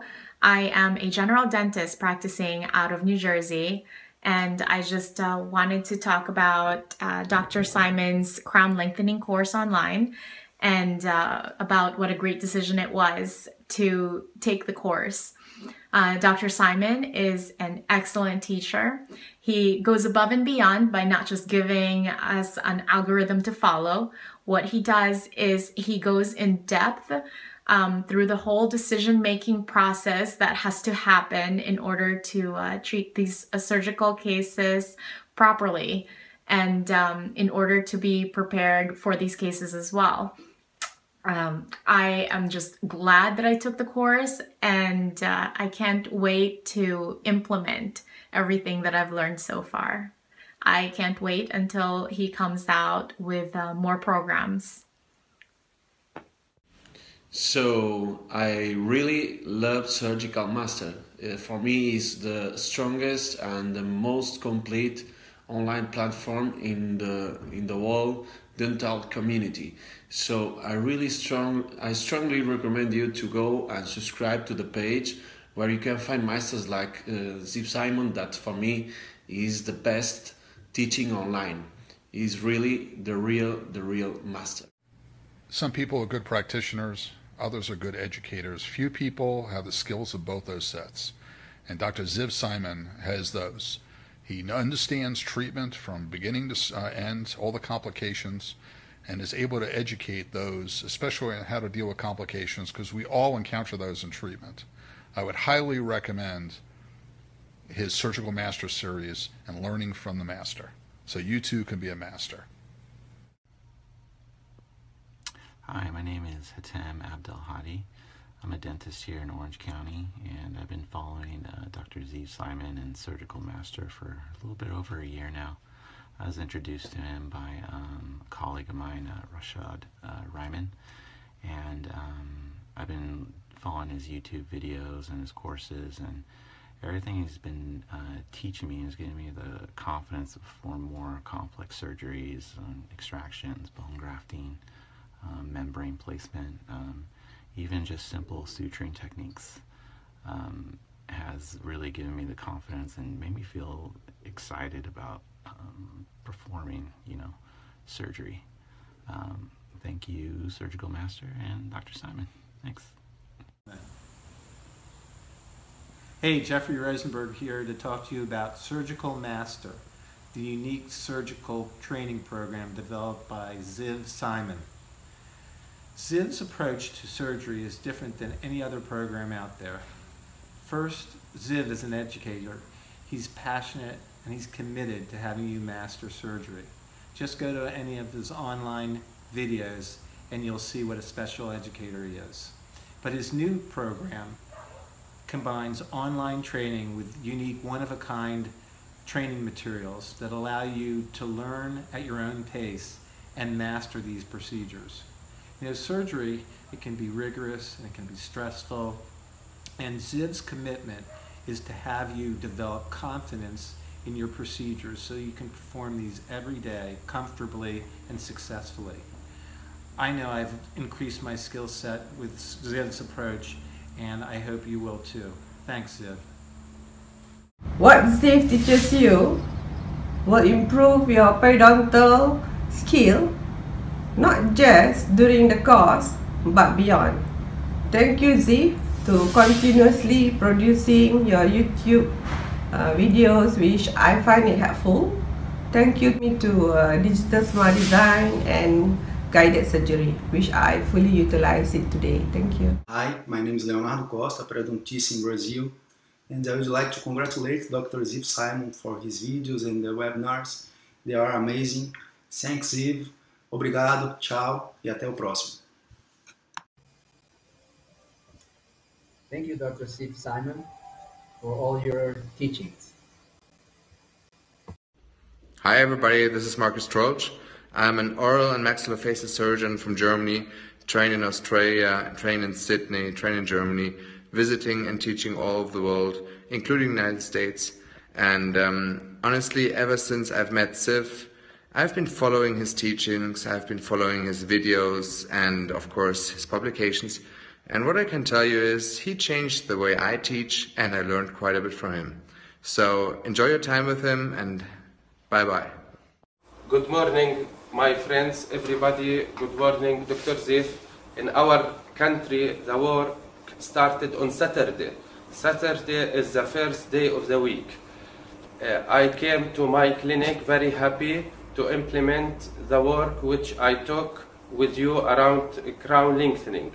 I worked around 18 years. During these 18 years, maybe I did only 10 crown lengthening operation. After taking the course with Dr. Ziv Simon online, I started to do more surgeries. Almost every 2 weeks I have one operation. I advise you all to take this course. It is around 4 weeks. During these 4 weeks, you can get to videos, you can answer questions. There is also one-to-one session, which helps me a lot. Today, I have a patient, which I did for him a crown lengthening, and I waited around 42 days, ready to take the impression. I will introduce you to him today. Thank you. Everybody, Mr. Hazim came to the clinic for the upper left molar to make a crown lengthening. Why we did a crown lengthening? We did the crown lengthening because he has a class 2 filling which fails a lot of times. Then I decided to make provisional. After provisional, I did the crown lengthening operation. Then we waited about 7 weeks. Today, he is coming to make the final impression for the porcelain fused to metal crown. Mr. Hazim will tell us his experience. How was the operation, Mr. Hazim? Very good operation. Did you like it? Yes. Thank you for your time. Thank you. Thank you. Bye. Hello, everybody. Hello, Dr. Zif, Surgical Masters. Irina was at my clinic about 2 months ago. I did for her a crown lengthening operation. She will tell us about her experience. Please, Irina, tell us about your experience. Hello, everybody. Now I feel good. It's an easy operation. I feel comfortable now, and I feel new crown, and I'm happy. Thank you. Thank you. My name is Mohammed Bish. I'm a general dentist at a Center for Family Medicine at the Egyptian Ministry of Health. So Dr. Zif granted me the Surgical Master Scholarship about 4 months ago. And I remember the first time we interacted, it was regarding a case of combined crown lengthening and lip repositioning surgery, on which Dr. Zif had published a scientific paper. After that, I was introduced to Dr. Zif's YouTube videos, which have become a daily routine of mine. And finally, I was granted the Surgical Master Scholarship, which gave me an opportunity to learn everything about crown lengthening, have one-on-one session with Dr. Zif, and attend 6 live clinically oriented sessions hosted by Dr. Zif. The whole process has affected my previous inclinations of specializing in endodontics to get shifted towards periodontics. And in addition to that, I always found that adequate professional and clinical mentorship has been proven elusive since I graduated about 3.5 years ago, until I found out about Surgical Master. So thank you, Dr. Zif, for everything. Thank you. Hello, my name is Dr. Mohammed Sirjani. I am leaving this testimonial in support of Dr. Zif Simon's Surgical Master webinar. Personally, I think these webinars are fantastic for any general dentist who would like to be more involved in the surgical aspect of their patient's treatment plan. Topics covered in these webinars are the most common topics that any dentist have to deal with in their daily office life, such as placing an implant, frenectomy, aesthetic crown lengthening, and so on and so forth. I do believe by actively participating in these webinars, any general dentist can gain a great amount of knowledge and be able to provide a much better oral health care for their patients. So I highly encourage you to watch these webinars, and I hope that you do enjoy it as much as I did. Have a great day. Hi, my name is Super. I had a chance to attend Dr. Zif Simon Aesthetic Perio course early this year in Sydney. Soon after, he sent me a box of CDs on crown lengthening, and he just liked me to give some feedback about what I think about these CDs. First of all, thank you, Steve, for sending these things in. I think it's quite great because I do a lot of driving, so I get a chance to listen to a lot of these CDs along the way. Even though you don't get to see things because you're only just listening to the audio's sound, I think it's great because it's reinforced a lot of the things that I learned during the course, because it's easily forgotten after 2-day courses.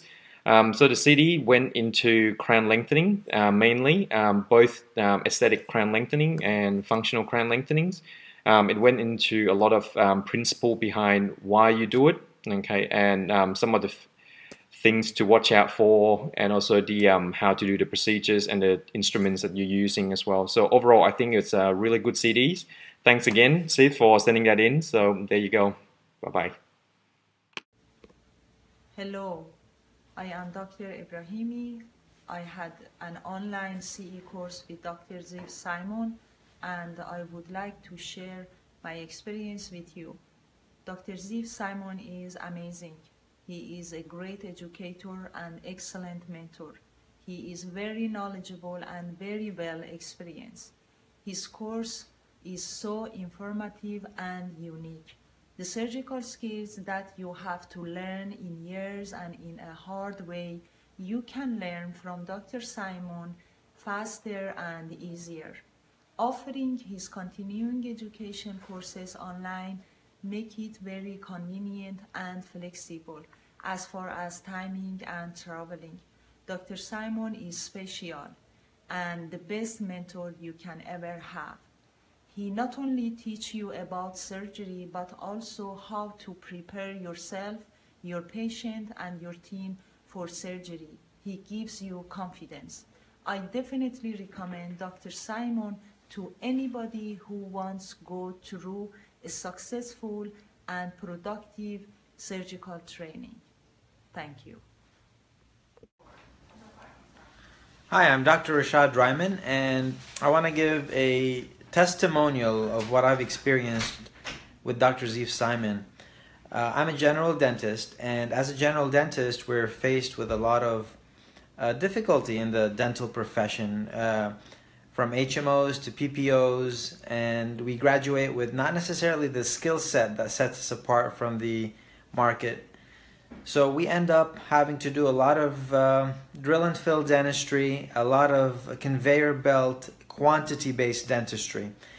So one way that I was able to overcome that challenge was to really increase my skills and find mentors that were generous with their knowledge, that did not want to hide knowledge, that were truly teaching, not just doing it to have create a social status or have credibility or as an ego thing. But no, find mentors who are true teachers at heart. And that's exactly what Dr. Ziv Simon is. He's a mentor. He's a true, honest-to-God teacher at heart that genuinely gets his pleasure from seeing other dentists succeed. And I don't know how long you've been out of dental school for, but the transition from dental school to the real world of dentistry was a shocking one at some points. In dental school, we learned by the book, no corner cutting, patient-based treatment planning, ideal treatment planning, and then you go to the real world and it's all about the dollar. That's the truth about it. It's all about the dollar. And dentistry, medicine, any other profession is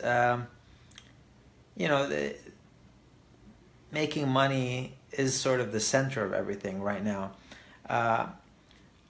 But you can make money and do it in a proper way, doing proper treatment on patients without having to cut corners, do HMOs where you upsell arrestins, where you upsell laser treatment on a person who only needs a pro fee just to generate income for the office. It's tough out there. It's tough to pay your bills. It's tough to support a family and pay your employees and keep everyone happy. And there's so much pressure on dentists now, more so than ever. And the dental industry really just puts out that, everything is great, buy this, buy that. They keep you wanting to buy new and improved and and the latest gadgets that are not necessarily always in your best interest. But one thing that's in your best interest and that has helped me a lot was increasing my surgical skills, because surgery is a virtually low overhead procedure, and hence you need the knowledge and develop the skills, and you can deliver a service to patients that will be beneficial for you financially. It'll be rewarding. I really find it very enjoying. I find it very joyful to do surgery. It's fun.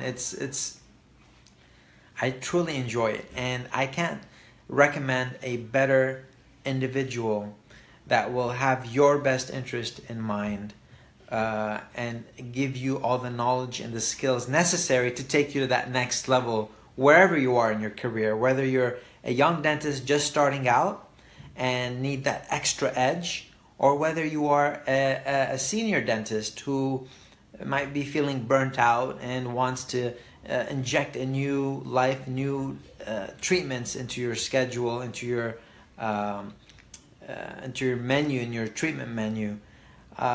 There's especially a huge opportunity for senior dentists who already have a great patient base, who already trust them, to add on surgical treatments that they regularly refer out. Because look, if you refer out your implants, a lot of times they come back, they're not really placed in the most ideal position. You have to deal with the challenge of restoring them, and you're not in full control.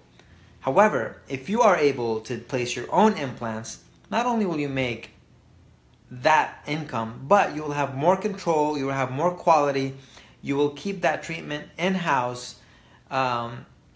Your patients will appreciate it because they don't have to be jumping from office to office. But of course, you have to deliver care at the same level as the best specialists do it. And that's where Dr. Ziv Simon comes in. He's a leader, he's a thought leader, and he's a leader in his field of dental surgery and periodontics. He's a creator of Surgical Master, and he's really touched the lives of many dentists, not just in the US and Canada, but worldwide. And I can't think of a person that's better for any general dentist who is interested in improving their skills, taking it to the next level, than Dr. Ziv Simon and the teachings and the courses found in Surgical Master. Thank you, and I hope this helps. Hello, my name is Richard Thien. I'm the Principal Dentist at Beyond Smiles Dentistry in Melbourne, Australia. I've been in practice for over 10 years now and have been doing surgery for almost just as long.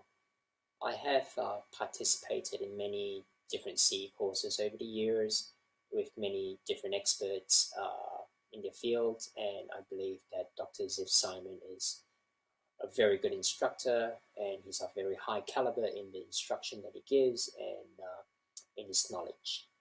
I initially signed on to Dr. Simon's crown lengthening surgery course out of curiosity, but it turned out to be much more than what I expected it to be. Dr. Simon is very genuine in wanting to impart his knowledge and experiences, both good and bad, to help guide us in the right direction. I really enjoyed this course and interacting with Dr. Simon and also all the other surgical masters who enrolled.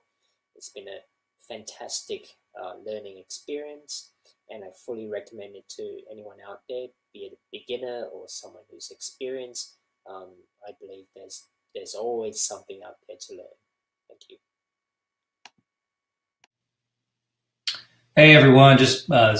Steve Hatcher here in North Carolina, endorsing Ziv Surgical Master program. It's an incredible program, and Ziv comes from a place of abundance, and he's elevating the standard of care. I highly recommend his course, and if you want to do more for your patients, you got to learn more, and this is just another tool in your belt to help your patients have more comprehensive care because they want to see you. Hi everyone, I'm absolutely indebted to Dr. Ziv Simon for opening a whole new world of surgical periodontics to me. He is a phenomenal mentor. I just saw one of his YouTube videos. I got hooked to them and watched video after video. I wrote an email to him asking for opinion on a case. I was thrilled to see his detailed reply within 35 minutes. I suddenly felt the world is so small. I definitely recommend that to dentists around the world to not leave any opportunity to learn from this great mentor. Thank you.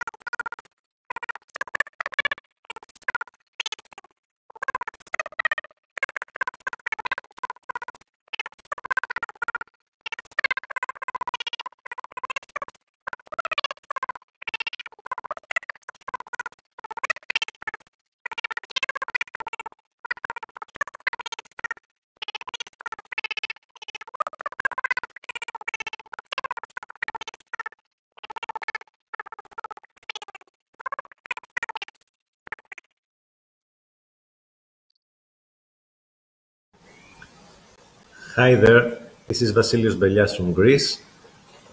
I have attended the surgical master crown lengthening course. It was a great online course and a great opportunity to start in the surgical field of dentistry.